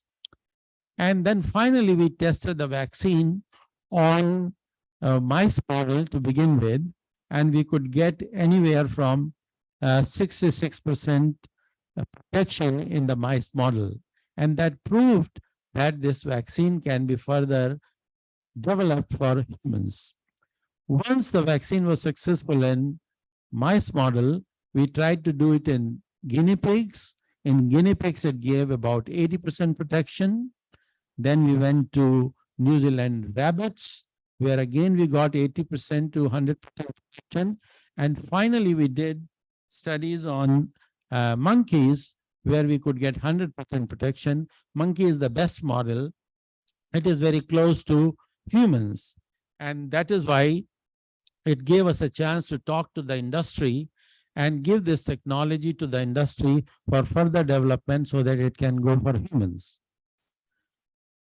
Before doing that, we tried to upscale the technology in such a way so that it can make a lot of profit for the companies. So we could produce something like 1 million shots per liter in a fermenter by doing continuous fermentation so that a lot of vaccine molecules can be produced in smallest volume. So this technology was transferred to the industry, which was already in the business of making polio vaccine and hepatitis vaccine. So scientists from my laboratory went to the industry, trained them how to make this vaccine, and 5 batches were made in the company so as to make it in the GMP facility, which can be used for toxicity studies as well as human clinical trials. So now this vaccine has gone through phase 1 and phase 2 clinical trials. And as the previous speaker gave a lot of importance about national and international patents, so there are several national and international patents are to our credit on this vaccine. But as you know, that vaccines can always be improved. So if you take protective antigen, it gives very good protection. But if you add a little bit of lethal factor and edema factor, it gives better protection. So what we did, since it cannot be added directly, we made certain mutations in the molecules so that it cannot take part in the toxic process, but it can give you better protection. So we made mutations in protective antigen and tried to make mutations which will not bind to the lethal factor, which will not make haptomer, which will not make insertion in the membrane. And these are all the intoxication steps. We tried to make the molecules which will not bind to the protective antigen. We tried to make the molecule which will not bind to the edema factor. We made a DNA vaccine so that you don't even have to make the protein. You can directly inject in the animal and try to give protection. That also gave about 80% protection. We also wanted to check what is the portion in the vaccine molecule which is giving protection. So instead of taking a 735 amino acid long molecule, we could identify only 50 amino acid long molecule, which can get equally good protection. We also tried to clone this gene in the plants so that edible vaccine can be made. So first we tried to clone it in tobacco, then we tried to clone it in tomatoes, and now we are trying to clone it in sorghum, which is a fodder for animals, so that animals can eat this fodder and get immunized. And as I told you, the disease goes through animals. So if animals are protected, humans are protected. Then we tried to do another way. Spore has a protein. We took a spore protein and tried to attach it with the protective antigen and try to see if it can give you protection against the disease. It did. But what about if you have not taken the vaccine and if you would like to protect a person after getting the infection? So we took a toxin antitoxin model where we tried to map a peptide molecule which can block the interaction, and therefore Bacillus anthracis can be killed. But we could not get very successful results. Only 40% death we could see. These are the peptides we tried. The maximum benefit we could get only 40%. Then we tried to find certain natural molecule from natural libraries, and which could get about 80% protection in the cell culture model. The animal experiments are still going on. These are the molecules, two molecules we tried, and they both are giving 80 to 90% protection. Now let us come to the stage. Suppose, let us say a person has already got the infection. And it's not the Bacillus anthracis which kills the person, because Bacillus anthracis can be killed by using the antibiotics. But the toxin which is produced in the blood can kill the person. So what we tried to do is, we tried to create antibody which can neutralize the toxin. And if the neutralized toxin, then you can save the person. So that is what we did. I think you all would have seen in your textbook how to produce hybridoma, and that's what we did. We tried to create a hybridoma, and particularly on a site which binds to the protective antigen and which is present both in lethal factor as well as edema factor. And we tried to make this molecule so that if you use this, it will not allow lethal factor as well as edema factor to bind to protective antigen, and antibiotics will kill the bacteria and the person can walk free in a couple of days. However, we tried this vaccine, we tried this this molecule. It works pretty well in mouse model. So we can inject this vaccine, we can inject this antibody and then inject the infection, and the mouse is healthy, no problem. However, this can treat only mouse. It cannot treat humans, because if you inject mouse antibody, it will create anti-mouse antibody. So we are trying to create humanized antibody, which is work is in progress, and we are hopeful that in time to come, we will be able to produce a vaccine antibody, which will be applicable to human beings also. So in conclusion, I would like to say that we have cloned express protective antigen gene. We have bioprocess optimized the production of industrial application, and we have produced the technology and given it to the company. Phase 1 and phase 2 trials have been successfully completed. The non-toxic catalytically inactive mutants have been produced. DNA vaccine have been developed. The B-cell epitopes have been found out. PA has been expressed in plants also, so that edible vaccine can be produced. We have produced an antibody also, which can be tried in humans after humanization.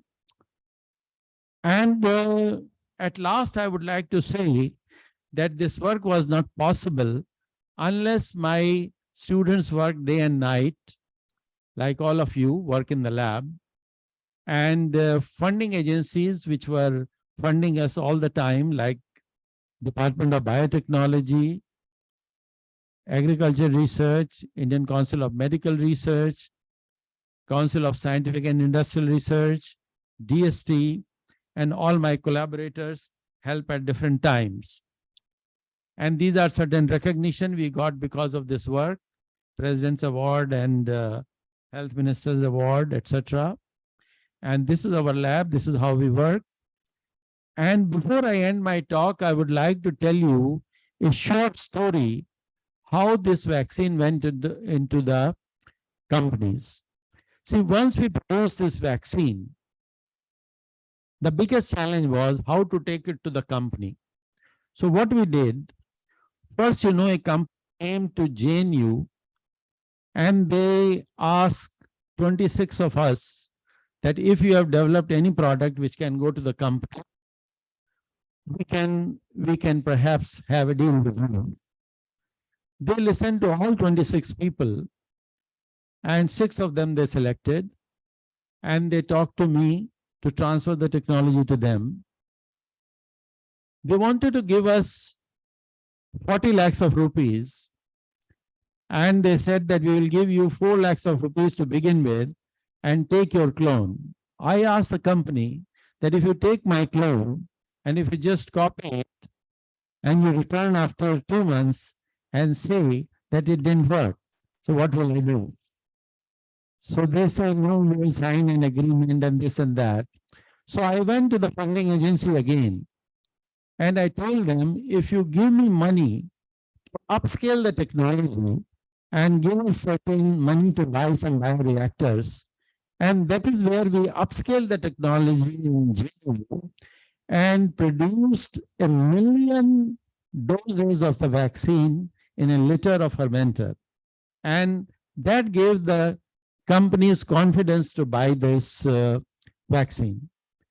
So what we did at this stage, Birlas came, they were wanting to start a biotech company. So the vice president used to come, and for 2 months he was talking to me. And at the end of the cup of coffee, he used to give me some homework.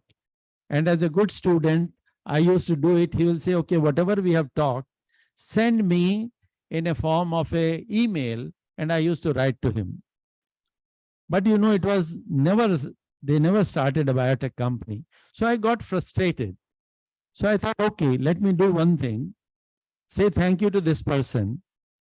And I wrote 10 emails to top 10 biotech companies in India and asked them that this is what we have done, and we are looking for an industrial partner. So out of them, one company was hyperactive. So they came forward to my office within 2 hours. And they said, we are interested in this technology. So I asked them, can you take the decision? They said, no. I said, who takes the decision? I said, my managing director.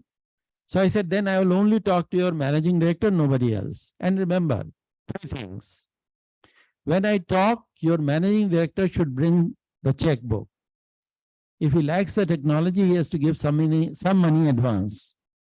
In Delhi, if you want to buy a flat, the property wala says, bring some bayana. Okay?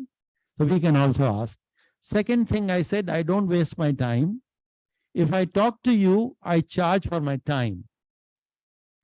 And my value of the time is 5,000 rupees an hour. You can use as much time as you want, the meter is on. And the third thing I said, that if you want to buy this technology, you have to take the decision quickly. I cannot wait too long. I immediately got the call from managing director of this company. He said, I would like to come and see you. I said, come over. I said, have your people told my 3 conditions? He said, yes. I am ready to risk 15,000 rupees. I need your 3 hours. 1 hour to talk to you. If I am convinced, I want to bring my technical people My technical people would like to talk to you. And if they are convinced, then 1 hour I need to negotiate the price with you. I said, most welcome, come over. So he came to my office and he said, I am a chemistry honors from Delhi University, followed by an MBA. I am a marketing man. So explain me in simple words, what is this technology? So I explained him. So he said, looks like I am convinced. Shall I call my technical people? I said, bring them over. So next day he brought the people. And they also got convinced when I made a proper presentation like this. So then he said, third hour, I would like to sit alone with you to ask how much money do you need. So since the previous company was paying me 40 lakhs, so I thought now I have some value addition. So I should ask for 1 crore. So I said 1 crore will do. He said, given. I said, maybe I asked too little. So I said, how to increase the price? I said, this 1 crore rupees is only for Indian market. If you want to exploit market outside India, then the price is 2 crores. So he said, no, I'll give you 1.5 crore. I said, why only half a crore? He said, because I'm not very sure whether I will be able to exploit the market outside India. I said, then I don't need your 50 lakhs. Make 2 contracts, one for Indian market, another for international market. If you use Indian market, you give me 1 crore. If you use international market, you give me 2 crores. He thought for 20 seconds and he said, no, I don't want 2 crores. I don't want 2 contracts. And I'll give you 2 crores. Then he said, Doctor Saab, kuch aur chahiye? So I thought still there is some scope. So I said, I am giving you this. I have already filed 2 patents, 1 US patent, 1 European patent, 1 Indian patent. But I know these patents are very, very expensive to maintain and pay the filing cost. So you have to pay rest of the expenses for my patenting. So he agreed. He filed the patents in 24 countries and they paid all the money. Then he said, Doctor Saab, aur kuch chahiye?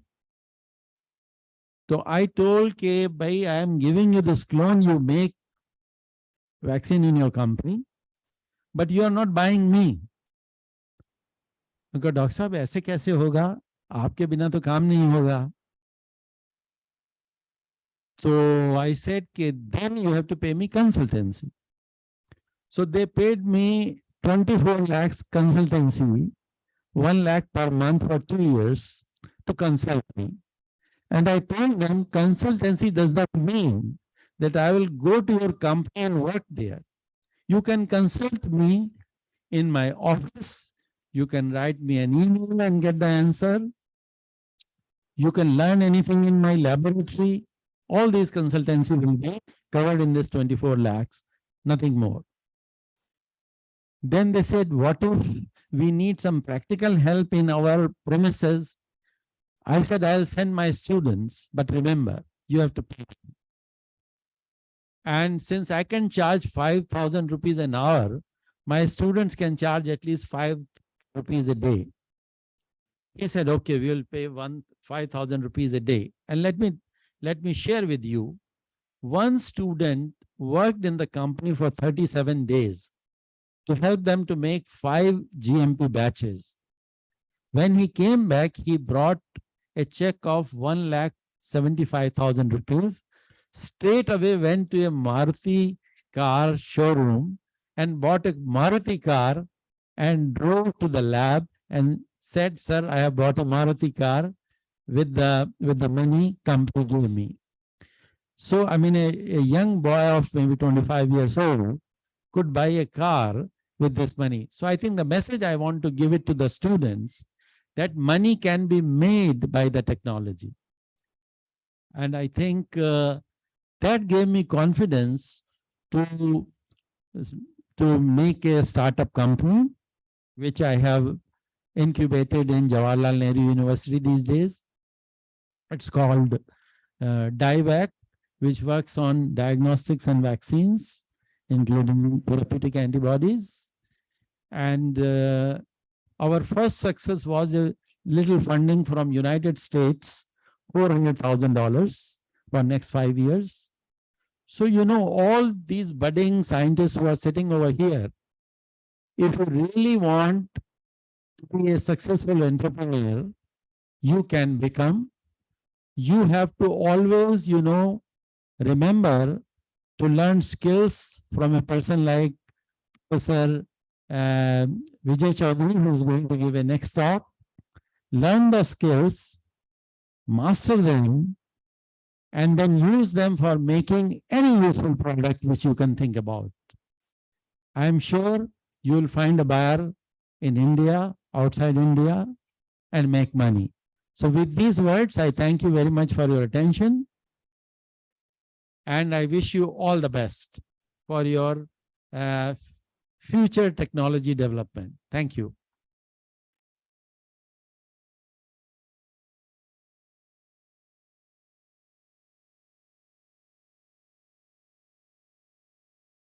Thank you, sir.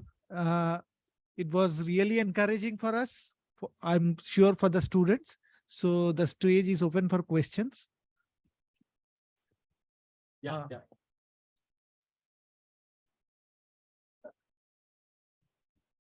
Good morning, sir. Good morning. So I'm a student of MSc Biochemistry presently, and I'm really overwhelmed to hear your talk. It's really intriguing. Thanks. So I have a curiosity. I wanted to know, while developing an edible vaccine for anthrax, so on what basis, sir, the plant, like for example, tomato was chosen over here?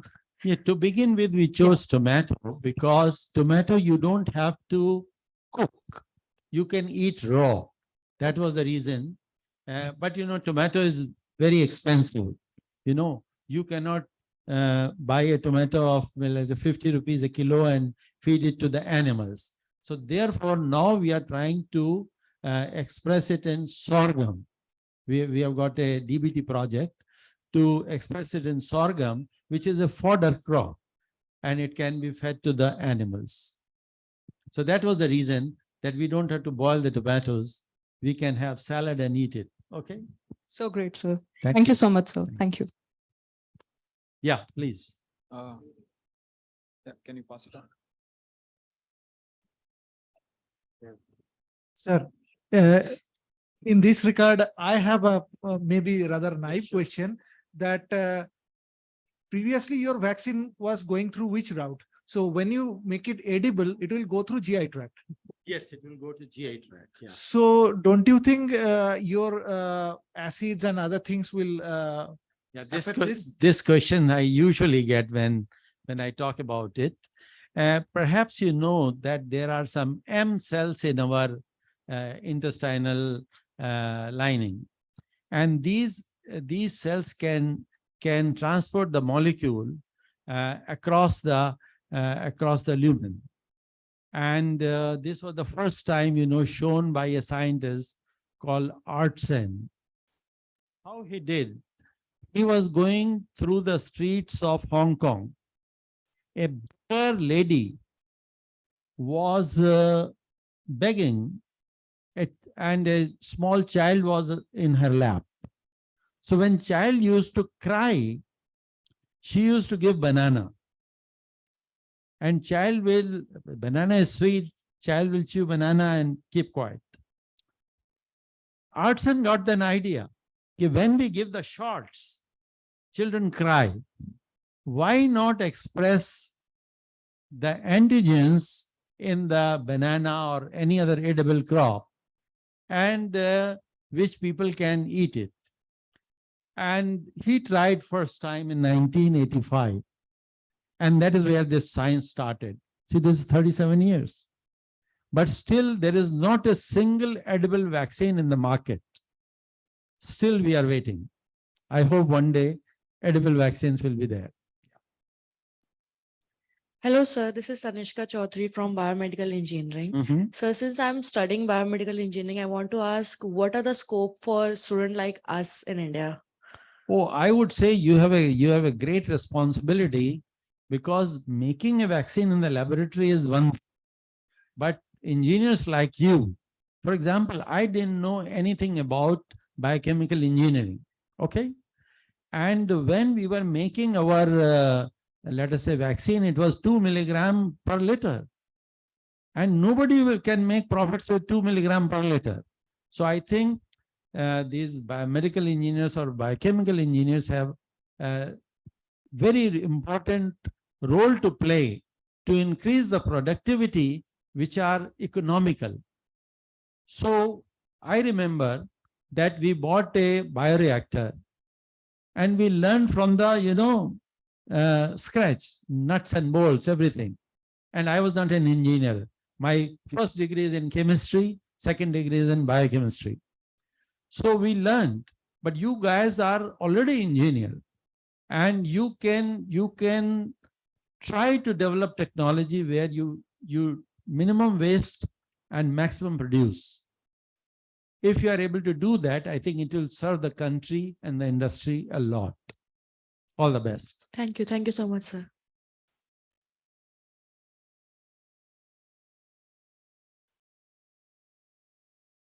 Anybody else? Yeah. Yeah. Hi, Gargi. How are you?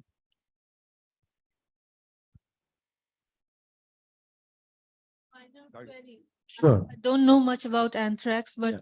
I was wondering why you had to use monoclonal antibodies in order to neutralize the toxin. Was there not an easier, faster way of doing that? Because by using monoclonal antibodies, you had to first go into mouse for the clinical trials and then again into humans, which itself is, Yeah. See, the thing is, the mouse is the easiest model for us to play. Okay. Yeah. Because I don't think anybody sitting over here will volunteer. Okay. So, and we know that bacteria can be handled with antibiotics. There was no problem. But these two bad molecules, this lethal factor and edema factor, they are the culprits. And there is a place in both these molecules which is exactly the same, which we figured it out and published long back. And we wanted to neutralize these two sites which are involved in binding to protective antigen, so that the real toxin will never be made. So therefore, and to begin with, I think it is easy to do the work in mouse model so that you prove the concept. And once it is done, then you can think about humanizing the antibody. Thank you. Thank Sure. you, sir. Thank you, Gagi.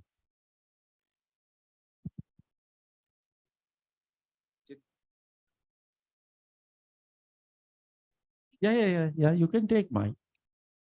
No, this is not a question, sir. It was an amazing talk. Thank you. And I actually wanted to say one thing. So do you think biotechnology people or biologists need to have something related to business also? Because the negotiation skills which you have shown were like outstanding. That's what I wanted to know. How can how can one student or all of us can inculcate this? I tell you, I give you the answer. See, I was brought up in a very poor family. So after 10th grade, I stopped, I was a dropout. I think most successful people are dropouts, okay? So I worked in a company for 2 years. That was something like my practical MBA. Collect the money and then go again to studies. And I tell you, that gave me a lot of experience how to deal with the customers, how to deal with the engineers, how to deal when you buy the machineries. And running a lab is also not an easy thing in India. So you have to negotiate when you are buying.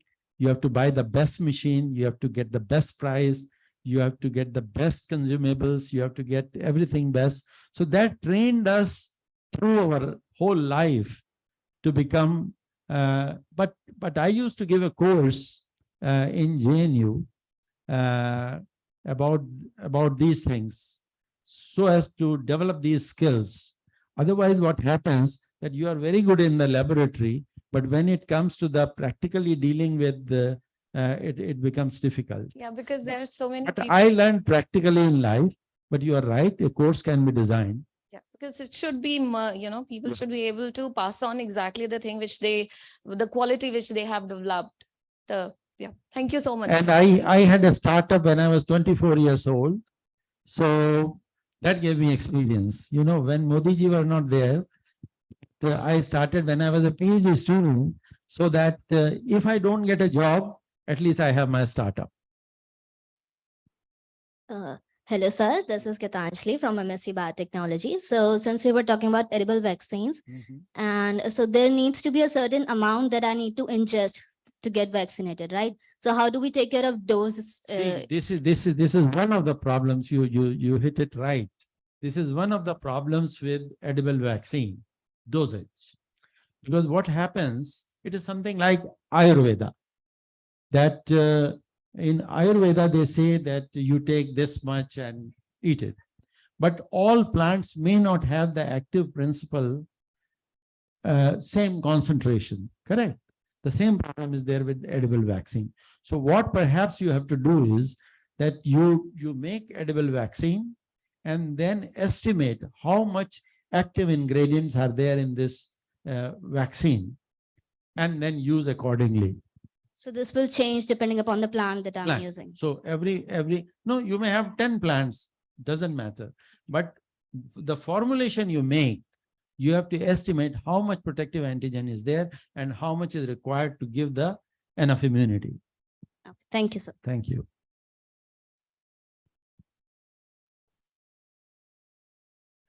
Thank you. Thank you, sir. It was not only enlightening, it was encouraging. So our next speaker is Professor Vijay Kumar Chaudhary. Professor Chaudhary is a Nasi senior scientist at Center for Innovation in Infectious Disease Research, Education and Training, and Director of the Delhi School of Skill Enhancement and Entrepreneurship Development, DSSED, University of Delhi. He is passionate about developing tools, techniques, and innovative technological solutions relevant for human healthcare for meeting Indian needs and mentoring young scientists in the same area.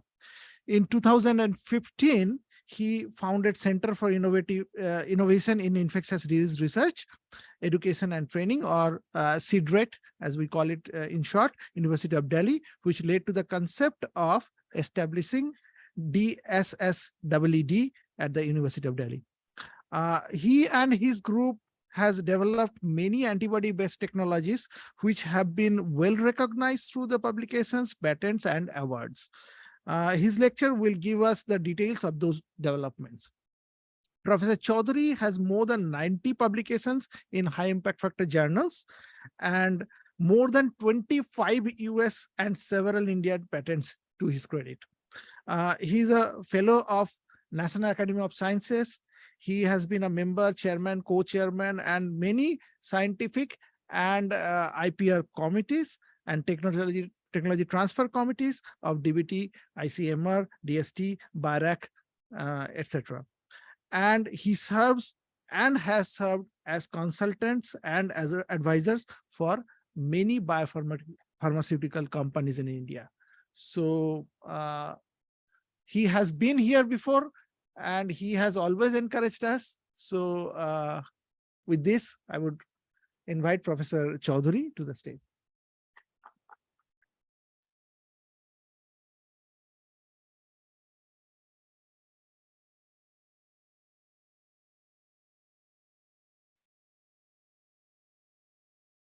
नमस्कार। एक थोड़ी सी शिकायत है आप सबसे। सवाल तो आपने बहुत अच्छे पूछे और क्वांटिटी और क्वालिटी में बहुत अच्छे थे। तालियों में थोड़ी कमी है। तो क्या होता है कि जब कभी सम्मेलन में जाते हैं या अगर पूजा में भी जाते हैं तो पंडित जी बोलेंगे कि भाई हाथ उठा के करो, कभी अपनी तरीके से कहेगा। तो इसी तरीके से चाहे हम बूढ़े साइंटिस्ट हैं लेकिन हमको भी थोड़ा एनकरेजमेंट चाहिए, चाहे झूठी ताली हो लेकिन ताली बजा देनी चाहिए। ये तो हंसी की बात थी. Actually, I've been here many times, and it is my respect or love for Professor Rajan Prasad ji. Whenever he calls, I'm here or we are here. Many of, I'm sure others may have been visited. So therefore, to start, I like to thank Professor Rajan Prasad for inviting. And sir, I'm always ready anytime you call, day in, day out, to celebrate this national. Today is not the National Technology Day, but I think in the newspaper I saw it is called National Technology Week. But anyway, we all understand what is the value of this Technology Day, and it is related to something what happened in 1998. So the first Technology Day was celebrated on 1999, and it so happened that, you know, I was witness to that function because our technology was released to the nation, rather not released, introduced to the nation by no less than Prime Minister Shri Atal Bihari Vajpayee ji. So right in the first Technology Day. So I've got a picture, or not the picture, but the poster or something like this. My talk is will have no science, but it is rather could be an inspiring lecture, and in between I may speak in Hindi just to make little more impression, because you know the language is a barrier, and Hindi being your own language, I can be more expressive. It will be my learning about the technology, and it is not that the technology development, which precedes many other things, will have to be learned only after doing MSc and PhD. Okay, and throughout my life, life means since I started learning things, maybe at the age of 8 or 10, maybe, you know, I'm not a very bright student, but brightness does not come in big way to you developing something innovative or inventive. That is what my experience is. And I remember when I was young, many of you may be doing it today because it is in the school, but you know, I used to make a movie camera.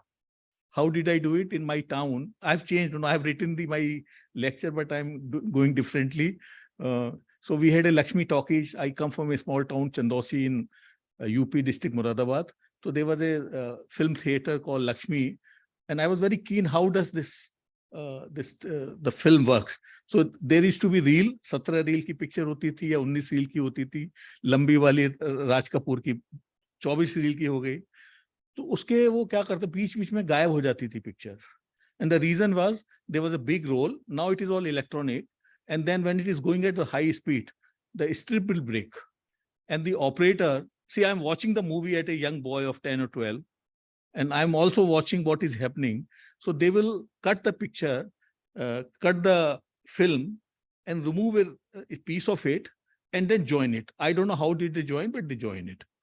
So then after the movie, quietly I would go to that, you know, projection hall, maybe a day or two later, and I'll collect those small pieces. And I was very fond of patangbaji. पतंग मुझको उड़ानी आती थी, सारे काम करे हैं, गिल्ली डंडा से लेके पतंगबाजी. तो मैं उसका मांझा खुद बनाता था. तो I had discovered that the glass of the bulb is very thin. It's easy to crush it. Okay, so one day, you know, I was emptying the glass from the inside, and I filled the water, and I could see that it served as a lens. And I think it must have been when I was in like 8th or 9th, when I started learning physics little bit. Okay, and I had a magnifying glass. So truly I'm telling you, so I got a shoe box, and so you need to expose something, you need two lenses. Okay, so one was that magnifying glass, other lens was very strong, the bulb filled with water. And I would bring those strips from the Lakshmi Talkies, and then there is a bulb light, and then that manually pull the film through the lens, and I'll see something running on it. That's it. And I used to enjoy myself. I never told anyone, and I don't know whether my father was a professor of commerce, but I don't think anybody observed this. So what I'm trying to say is, so people need not be genius, because based on my marks, what I used to get in 10th or 12th, I can say that I was not brilliant. I was just a student, you know, I mean, like 59 wala. And so, but observation is very important. maybe later I would say. So I think if you want to be innovative, if you want to be technology development, observation is everything in life. And of course, passion, जुनून जिसको उर्दू में बोलते हैं या हिंदी में, तो वो अलग चीज है. So an observation coupled with your hard work is something, or passion. And to be honest, the passion word, I did not know what is passion. The first time I learned in 1991, I was attending a felicitation of my mentor, was Ira Paston. There he used the word passion. So idea is that observation is very important. When you are walking, when you are eating, when everything you do, you must observe what is happening around you. So my talk will include my own learning. Maybe it will inspire some of you that a person, I have been fortunately well fed by my parents. So, but I've come from a very small town, but that place had a very great educational institution, which still exists, but I don't know how is the education. It is this place. And why it is important, you may say, it is not a lifetime achievement award, but it is that, look at this, on the right bottom is my college. You can see it was a wonderful college. It produced, people like me, of course, but dozens of IAS officers, dozens of IPS officers, and people from around few hundred kilometers used to come to learn here, because the postgraduate college had an hostel of 400 people. Even intermediate college had a hostel. I do not know of any intermediate college which had hostel. My Nanaji studied there, my Mamaji studied there, who lived few hundred kilometers apart. Okay, so that was the reputation of the college. And the reason was, in postgraduate college, every teacher was an author, including my father. So when those authors are teaching you, you can just imagine the kind of learning you will get. Okay, so that is that is why I'm saying. And then, at least when I remember, at least till very, I don't know, in last 20 years, our convocation used to be addressed by a dignitary, including the President of India, in a small town. In, I think, 65 or 66, Dr. Radhakrishnan ji was the president, and he came, and I could attend. I was just 10-year-old because my father was a professor there. So that is the, so the whole education is something, but the thought process start from your school time, like municipal school in Chandosi, and that school, Patel school, has been now converted to a storage house of the municipal corporation. So that is the state of affairs. Yeah. You can also shuffle. Yeah. This is the leader. Yes. Yeah, leader. Yes. Sorry. You can also shuffle. Okay. Then I did BSc, because education was superb. My botany teacher, I remember, he wrote 4 or 5 textbooks, pteridophytes, all those bryophytes, they were so popular. My father wrote 7 textbooks all across, the northern India in commerce. They used to be read. So, the teachers were just superb. Then I went to Pantnagar. I'm telling that every place gives a different inspiration, and it is all coming from teachers. Okay. So I do not know how I got interested in biochemistry, but I knew when I went, but today I don't remember. But what I knew, right across my house in Chandosi, there were a couple of medical doctor shop, and only thing they did, they will give a medicine and nothing. For some reason, I thought this is not the job of a doctor, which is actually is a doctor. Doctor should discover things to give better treatment to that was my impression. So I decided not to become a doctor and do something. So maybe I heard somewhere that biochemistry is a branch which will give me an opportunity to fulfill what I wish to do. Okay. So I went to Pantnagar. Again, it's a great place, and teachers were so good in teaching. And what it taught, like in instrumental methods, Professor Narendra Singh, I still remember. And in fact, when I go for the like some interviews and viva, I definitely ask, what is the what is the stationary phase in paper chromatography? Because I know the answer, and anybody who will be taught at Pantnagar will also know the answer. And most of the people do not know the answer. So what I'm trying to emphasize is the teachers. And what was most interesting is we had a trimester system. Okay. There was continuous evaluation, and you had a choice to choose your minor. Something which is 45 years later, today we are implementing in NEP 20. So we had a NEP 20 equivalent in 1975. Okay, including including the skilling or work experience through assistantship. You don't get fellowship or a scholarship for doing nothing because you are great. You have to teach, and that gave a lot of learning about it. And then on top of it, in the last trimester, we had dissertation. And that is a real experience in research. You have to do an experiment. I mean, you have to do a series, and it was a reasonably good dissertation. Today, I have guided some 50 for the MSc dissertation at University of Delhi. I know the standard of my dissertation was not any inferior. And it was very thoughtful. Maybe I was like that, but I know there were another 12 students. They all used to do very nice dissertation.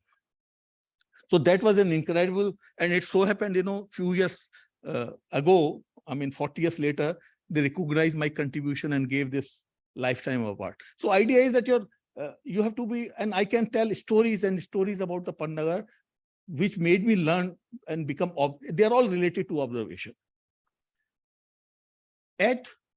While I was at Pantnagar, Professor UK Mishra, with whom I did PhD, he came as a professor and head of the biochemistry. So as I finished MSc in 75, I joined him because he had come. And it is also a story. I had really dreamt of joining a person like UK Mishra. Maybe some other time I'll tell you that story. And here the God gives me opportunity that UK Mishra comes to Pantnagar and I join him. And 2 years later, he moves back to the Patel Chess Institute where he came from. Okay, so I came back with Dr. Mishra to the Patel Chess Institute, another great place. And Dr. Mishra was one of the finest person, hardworking person. I will not say what he did in India, but in 1990 he retired and he went to Duke University. Okay, and he restarted his life as a research associate, and he became a full professor. Okay. In a few years' time. And then between 1990 and 2014, till he was active, I just met him in April this year, he visited. He could have continued for more years. He published 71 papers. Only yesterday I searched the PubMed. I said, how many papers in journal like 37 papers are in JBC. And all of them are first author paper. Okay. There are many in JI. Many in biochemistry, we know the biochemistry know what is the value of biochemistry and JBC and general phenomenological. So single author paper, first author paper, 71 papers in 24 years. That means he's working with own. None of us can afford to do that. So his concepts were absolutely clear. So I thought, because he visits every 2 years and I sort of host him, so I know what is going on. So his personality gave me confidence, very handsome fellow. Again, that, yes, something can be done. Of course, one has to be inquisitive. Okay. And another thing what I learned by doing PhD with him, because he had been out for 4 years out of his lab at Patel Chess Institute. So when I returned with him, there was nothing in the lab except the rooms. Okay. So I was the only student. All other students had passed out and then they were not there, and he had a technician, very experienced technician, Narendra, I forgot his last name, N. Srivastavji, not Narendra, N. Srivastavji. So I built a whole lab, and I had that experience even in my MSc. So right from my MSc time, I've been creating the labs, and all this experience has helped me later in my life when I set up the lab at the South Campus. So another thing is, be observant about around you when you want to become a technologist, and also learn how to set up the things. Most people, after doing a PhD, good or bad, what do they do at our time? And I'm sure even today, up to BSc mein shuru ho jata hai, they will like to go to abroad. And that time, we had a system at Patel Chess. Your seniors go, and my senior was Professor Anil Tyagi, who was Vice Chancellor of IP University, 5-6 years, and Professor Rakesh Bhatnagar.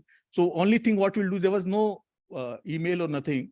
We'll write a mail, Bhaijan, my PhD is complete. Here is the biodata, arrange. And the fellowship will be arranged. And I also got the fellowship through Jaya Tyagi to work with Ira Paston. But that happened much later. But I think that my destiny was very different, to get a practical experience to working in a hospital. So as I was finishing PhD, submitting PhD in, I think I submitted in December. In November 1981, one Dr. Pritendra Singh Joshi, very, very super handsome Sardar. And I have never seen a more competent person in my life as a medical doctor, as a person. And I know that, I knew his other extracurricular activity. He's master of all trades. Usually we say jack of all trades, master of none. But according to me, he's master of all trades. And once in a month, I remember him. And छू के होता ना, doctor बताता है कि है तो वो ऐसे करके बताते थे उसको कैंसर. मैंने अपने very, very great cardiologist, and he's in Radha Swami satsang now.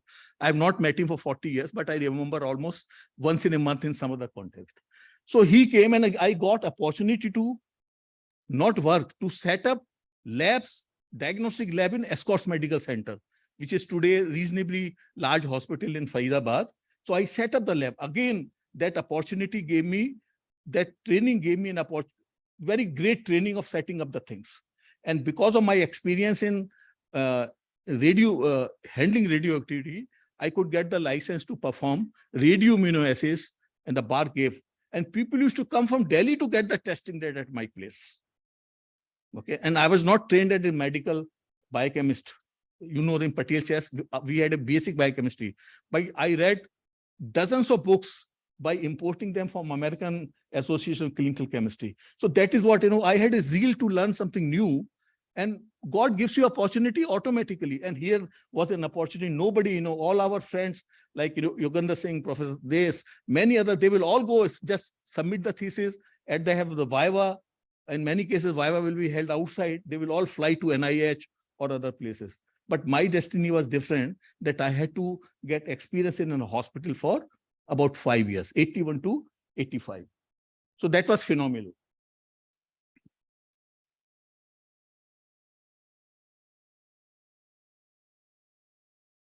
When I was a student at PhD, again, reasonably observant. I was slightly different, not very intelligent, but observant. And I was telling Professor Bhatnagar on the way that we knew only the tube gel. Now, most of the people may be seeing the slab gel. We did not have the slab gel. So I used to dream one day when I grow up, I will run the Mycobacterium bacteria as a protein in the tube and dip this gel into the tube containing the plasma. And what will happen? We knew of octaloni. And then what will happen? The precipitin line will be formed. If the line are formed on the rings, that means the person has antibodies. Antibodies to something means infection. That I had dreamt. And we did it 20, 25 years later.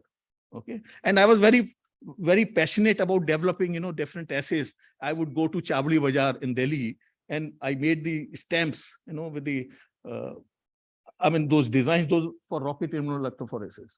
Immunoassays were just coming up in early 80s. But because of my experience of handling radioimmunoassays at Escorts Medical Center, I developed. And finally, I fell in love with the antibodies, and till date, I'm still in love with them.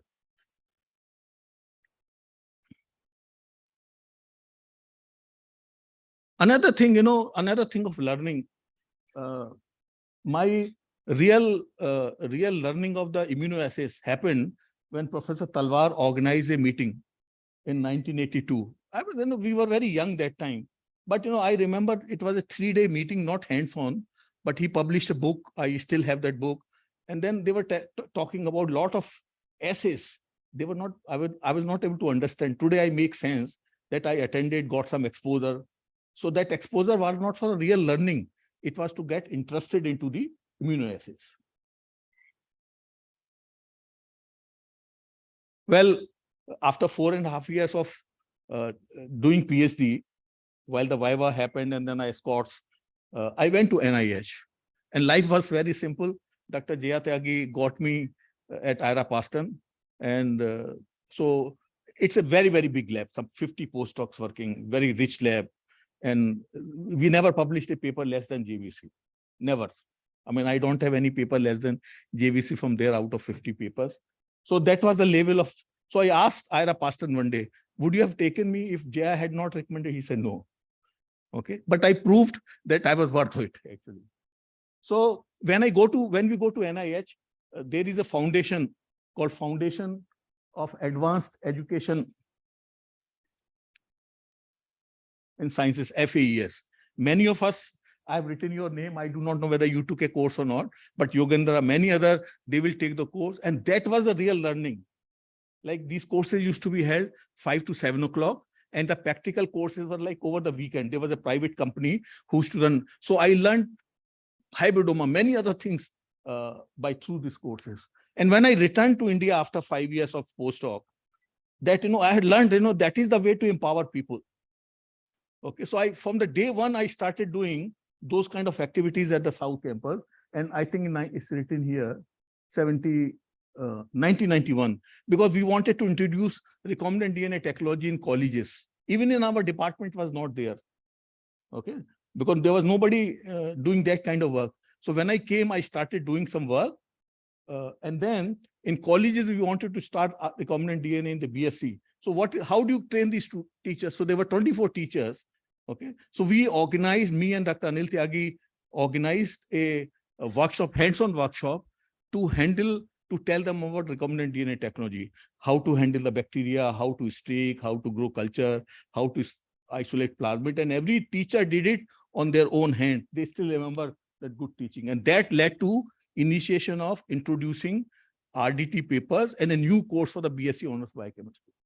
Well, I had been doing this in a small way, but these efforts flourished when in 2015, because Professor Dinesh Singh, who was then Vice Chancellor, was able to establish the Center for Innovation Infectious Disease Research, because it contains everything: research, education, and training. So my emphasis is more on training for today under an ordinance of the Delhi University. That means it is a permanent center, which is currently, I was founder director for 5 years.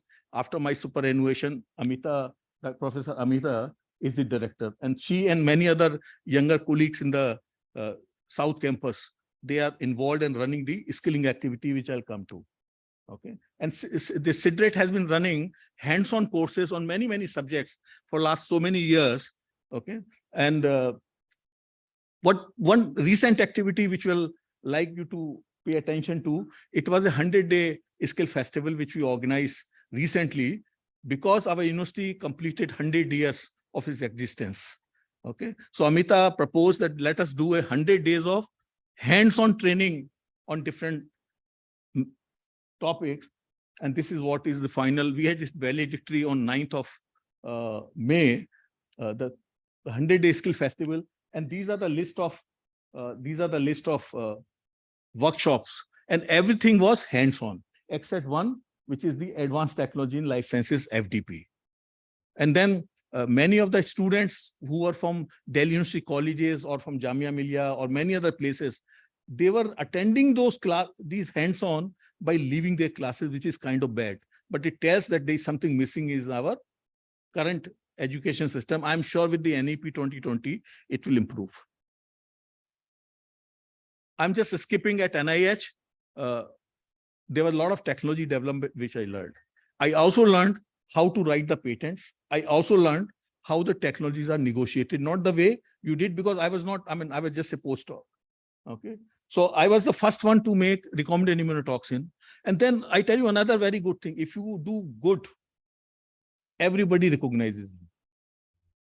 And that happened at NIH. I got so much of support from my mentor, Ira Paston. Not only, they will increase your salary or whatever fellowship overnight to double, it happens many times with me.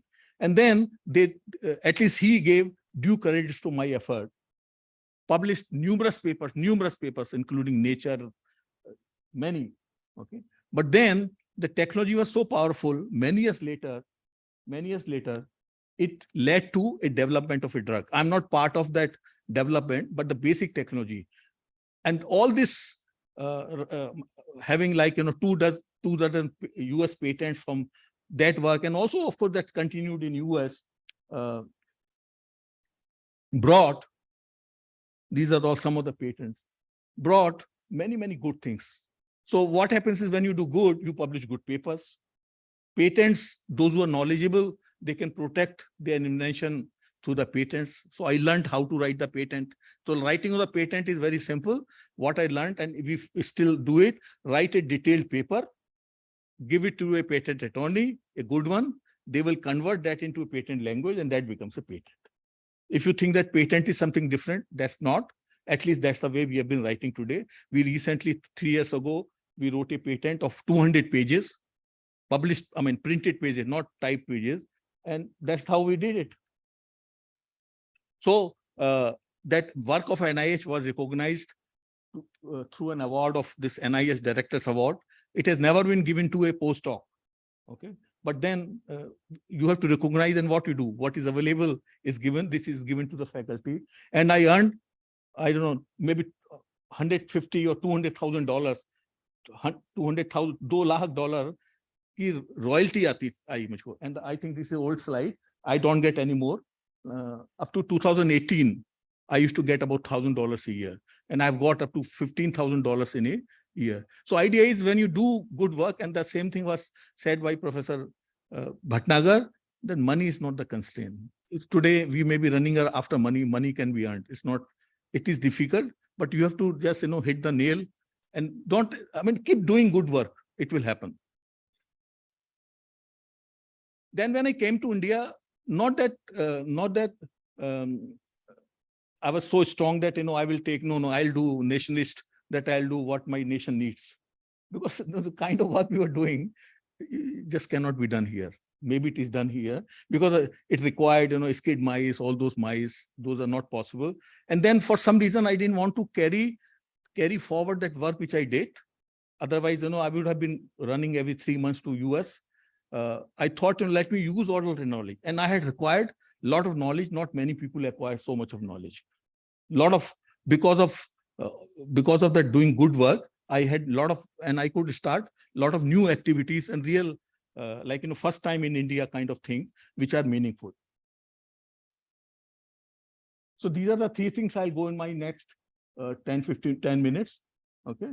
So idea was to use all my knowledge of recombinant proteins into developing diagnostic reagent, then antibodies for the therapy. Okay. So I'll just go over this quickly.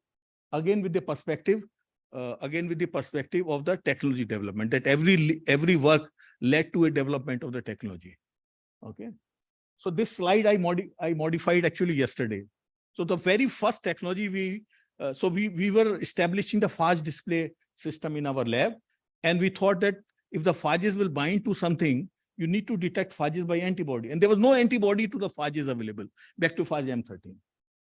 We wanted to develop an ELISA. So first thing we did, we made molecular antibody to the phage, M13 phage.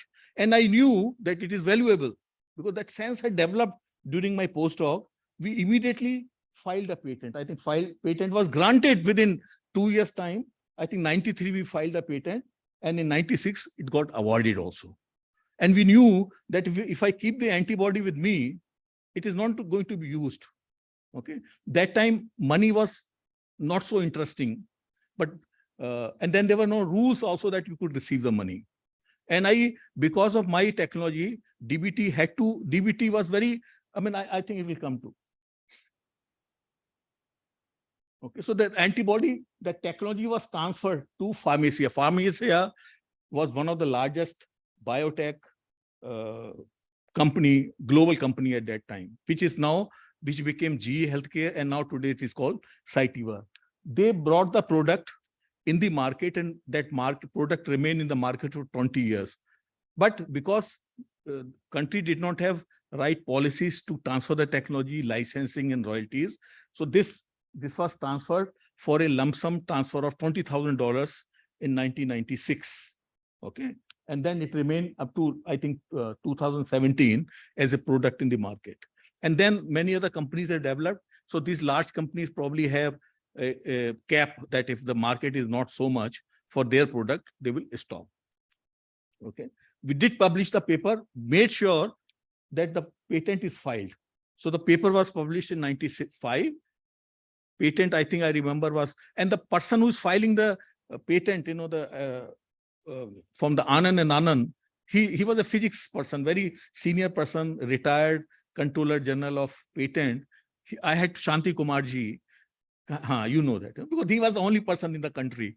So he will not know what is antibody. So I had to explain heavy chain, light chain, will do. But he drafted the patent and we got it actually. A wonderful person. Okay. So, and then country, as I don't know whether you can read, DBT secretary, Professor or rather C.R. Bhatia Saab has stated here that it is the first technology transferred by the DBT to any multinational or otherwise even. Okay. And so then what happens? Our country is great. If you do little, you get this much actually. So that is the greatness of our country. So like, Vijay Chaudhary picture is coming in science and all that. Well, what I'm trying to say, there's enough push which is given to right people at the right time. Then was another series of, because in 93, 94, the HIV became a big problem. Okay. So because somehow, again, I was sitting as a reviewer and I told Dr. Manju Sharma, who was advisor then, that, I have got some idea. So I don't want to be reviewer. So I changed my side and submitted the project actually. And that led to the development of a very novel test where a drop of blood will detect presence of HIV antibodies within 2 minutes. So NIVA HIV stands for Naked Eye Visible Agglutination Assay. And why I show this today, I made especially because I was searching. So because the technology was so powerful and Dr. Manju Sharma was the then secretary, wanted to push it that on the very first technology day, which we are celebrating, I think, whatever in number of years later, our technology along with Laprovac, West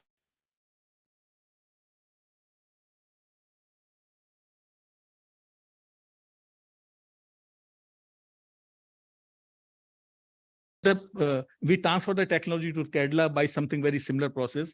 Only thing, because I had enemies, so I would not dare negotiate myself, despite knowing everything well. I will ask university to make committees or DBT to make committees so that, people don't accuse you because they accuse for nothing. It so happens that when the technology matured, the Kerala Pharma developed it, it was commercial release. Again, it happened on the 11th May. On the technology in 2001.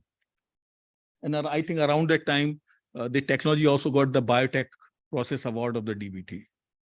And usually those awards are given away on technology day only, on 11th May. So this is what the test is. I will not go into detail, but believe it, it is magic. A drop of blood, drop of reagent, mix it. If the agglutination occurs like this, like a blood group test, one has been exposed to HIV. Okay. We kept doing, many things, but always made sure that before publication, we should file the patent. Okay. If you do not know, ask someone. But in my case, I knew how to write the patent. And therefore, all my students also learned and they make sure that it is. Again, we don't be shy of publishing papers. Okay. So we used to publish after we file the patents. Numerous patents. Then many years later, we developed a test for TB, tuberculosis, to detect antigen secreted by. So that was named as, this technology was transferred to Spine Diagnostics. Again, I'll not go into how we negotiate and all that, which Professor Bhatnagar has told.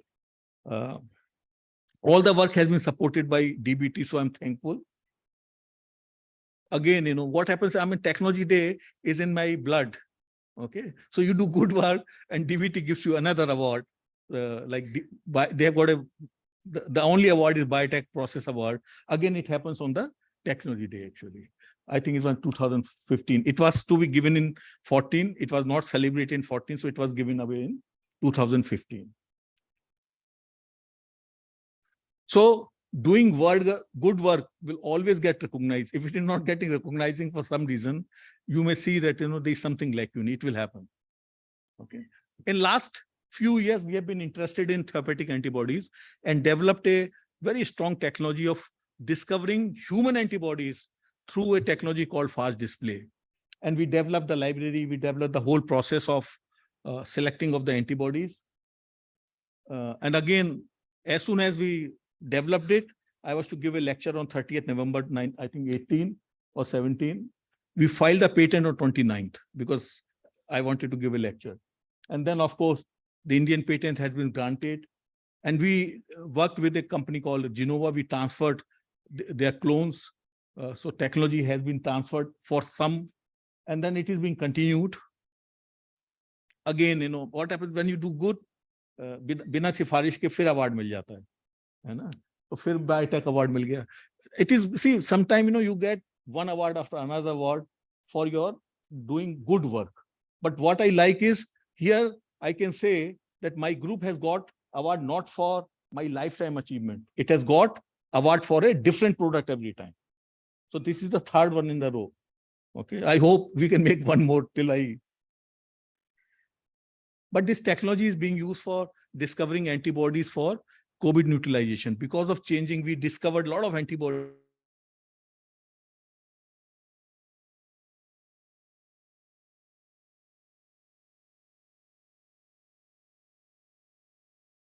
A large funding technically approved. We have not claimed financially. It may not happen now easily. To make human antibody treatment cocktail for the treatment of snake bite. It will be revolutionary, and it can be done only for Indian snake in India here only. So that is what I'm not going to detail. The current therapy is the horse serum. And you can understand, if the horse serum is injected to the human, if the mouse antibody in a small quantity cannot be given, hundreds of ml of serum will cause the disaster. But the current therapy does save. But what we are hoping is the human antibodies against and we have experimented, proven in a preliminary experiment, and that's the basis of DBT technically approving by the Apex Council a very, very large program on this. So idea is that with this technology of the antibody, you can get antibodies to Nipah virus, coronavirus, any viruses. So we have this gold mine in our hand. And the last slide is, so the technology development is not a one-day affair. As I was trying to explain to you through the whole life, the technology development happens through a series of progressive steps, including innovative research and observation. Very important for technologically important research is nobody can develop technology alone. So you must collaborate, preferably with the industry who can understand your language, and also bringing the institution. For example, in the snake venom project, there are 3 industries and 9 institutions having different expertise are involved. No one person can do, and that is what those companies abroad which should do good. They are able to do good because not their company, they are able to create a group of different people who can handle, who can solve different challenges. Again, protect the IP. Intellectual property was explained very beautifully in the first lecture. I think it was a very good lecture. And by filing appropriate application, you should not be crying later, oh, I did it, I did not get due credit. Baba, there is a way of protecting it. Do it before you let others know. Also very important is continuously improve the technology which you have developed to make it sustainable and with a longer life. Also, for people like us who have survived very beautifully in university environment, me or Professor Rajan Prasad, and with pride, we should also try to develop innovator-friendly pathways, like to protect. That was being told by the first more researchers to attract more researchers towards innovation and technology development. Okay, so inspiration is very important. Our teachers, I learned from my teachers, I learned from my postdoc training, and that has to be given out to my students. But what I do I removed many of the slides. What I do, at least in the university, throughout from the day I've joined, I've been trying to make awareness about these systems and writing policies and the rules, because I know I can write the policies, and because of that, I was able to, in 1999, draft the policy of how to share the receipts, and very beautiful. And then once the receipt come, nobody knew how to spent. Your thing happened slightly later. Okay, by the time the DBT did not have any rule, that's why those $20,000 which came from US Pharmacia, they all went to the government consolidated fund because there was no policy. It was Dr. Manju Sharma, the then secretary, who went to the finance ministry based on our university rule and was able to draft a policy which still exists actually. We have to remember that only technological development can make the nation great. So I'll tell you, because this is the last slide, that I wrote once to Prime Minister ji. बिल्कुल यही लिखा मैंने, हिंदी में लिखा उनको. मैंने कहा कि मेरा सारांश ये था कि टेक्नोलॉजी डे से मतलब नहीं था कि हमको देश को टेक्नोलॉजी में महान बनाना है. चाहे अमेरिका हो या फ्रांस हो या ब्रिटेन हो या चाइना हो, वो सब टेक्नोलॉजी के बेसिस पे हुए हैं. फिर मैंने उनको लिखा कि जब हम छोटे थे तो कहा जाता था कि हमको अमेरिका जैसा बनना है. हमारी उम्र के लोगों को जब कि हमको अमेरिका जैसा बनना है, और हमको कहा जाता है कि हमको चाइना जैसा बनना है. जो भी अच्छा बुरा चाइना है, कभी हमने जानने की कोशिश करी कि अब चाइना को की तरफ हम क्यों देख रहे हैं. तो प्राइम मिनिस्टर जी आपके उसमें डायरेक्शन में ही हम टेक्नोलॉजी डेवलपमेंट, तो ये मैं इनको लिखा.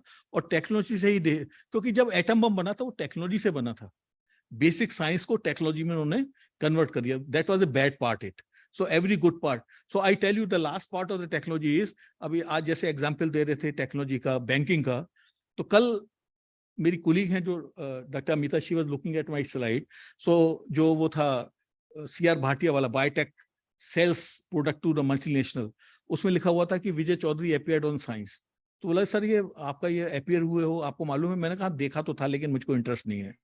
तो then I immediately search, I put on the Google, date था जुलाई, साइंस, और वो आर्टिकल निकल के आ गया. तो मैंने वहां से कट करके फिर उसको पेस्ट कर दिया. तो this is the power of technology. So therefore we should direct our efforts towards innovation and technology development in field of our research, because so many things are there. Many of the innovations and developments are needed for the society. Many of them are needed for the strategic value. अगर आम बनाने तो strategic value, सबकी importance अलग अलग है. Okay, and therefore we can contribute towards Atmanirbhar Bharat. So it is very important that we should direct our energies towards technology development. उसके बहुत सारे component हैं. उसको बचपन means from young age we should try to learn. And for that, you have to be observant, actually. Thank you so much.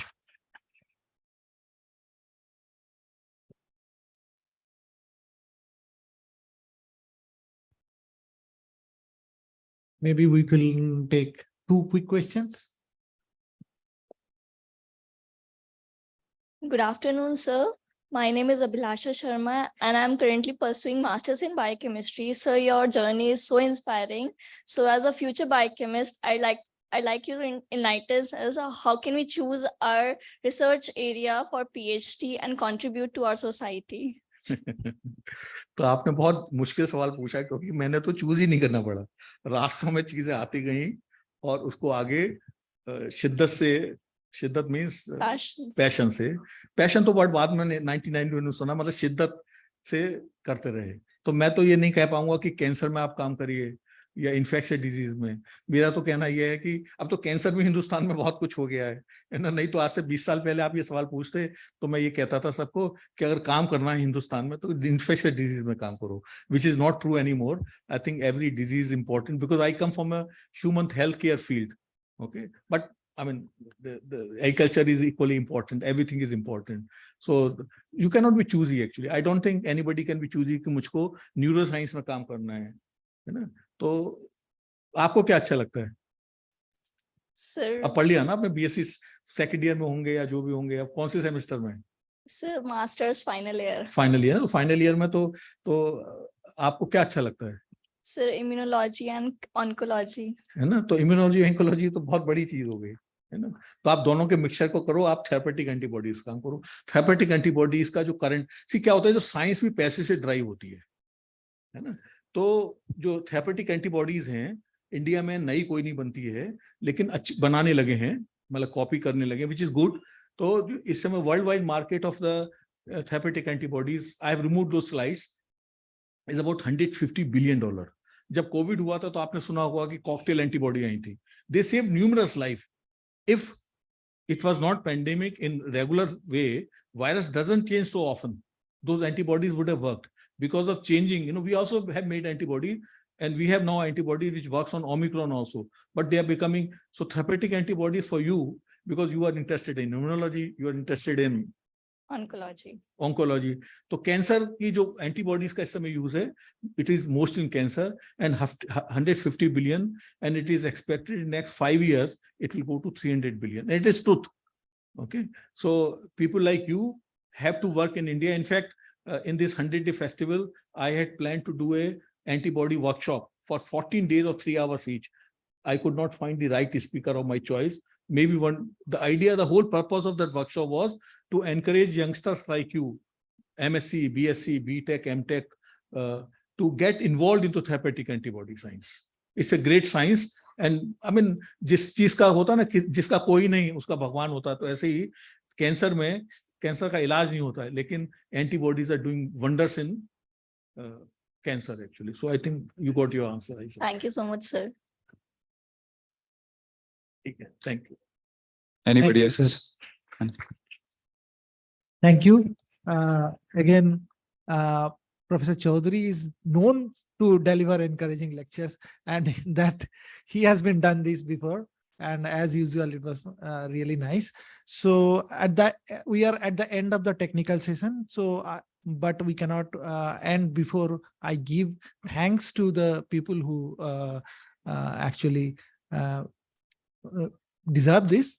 So everything runs in this university with the blessings of Dr. A.K. Chauhan and our Honorable Chancellor, Dr. Aseem Chauhan. And this would not be possible without the continuous enthusiasm of our director, Professor Rajendra Prasad, who has been instrumental in this organizing this and continuously encouraging us and definitely inviting the guests. And we thank all the students for your patience, and the faculty members of Amity Institute of Biotechnology. And at the end, I should also thank DST Haryana, the Haryana State Council for Science, Innovation and Technology. Their generous funding has made this possible. And with this, we finish this. Have a small announcement to the students. Please, you collect your lunchbox, which is waiting outside. Make a small peaceful queue, and we will be back. So we are running late. So maybe we can be back, have a very short lunch and be back here by 2:20. Okay. Faculty members and the guests will have lunch at our VIP lounge, A block. Thank you. So we'll see you.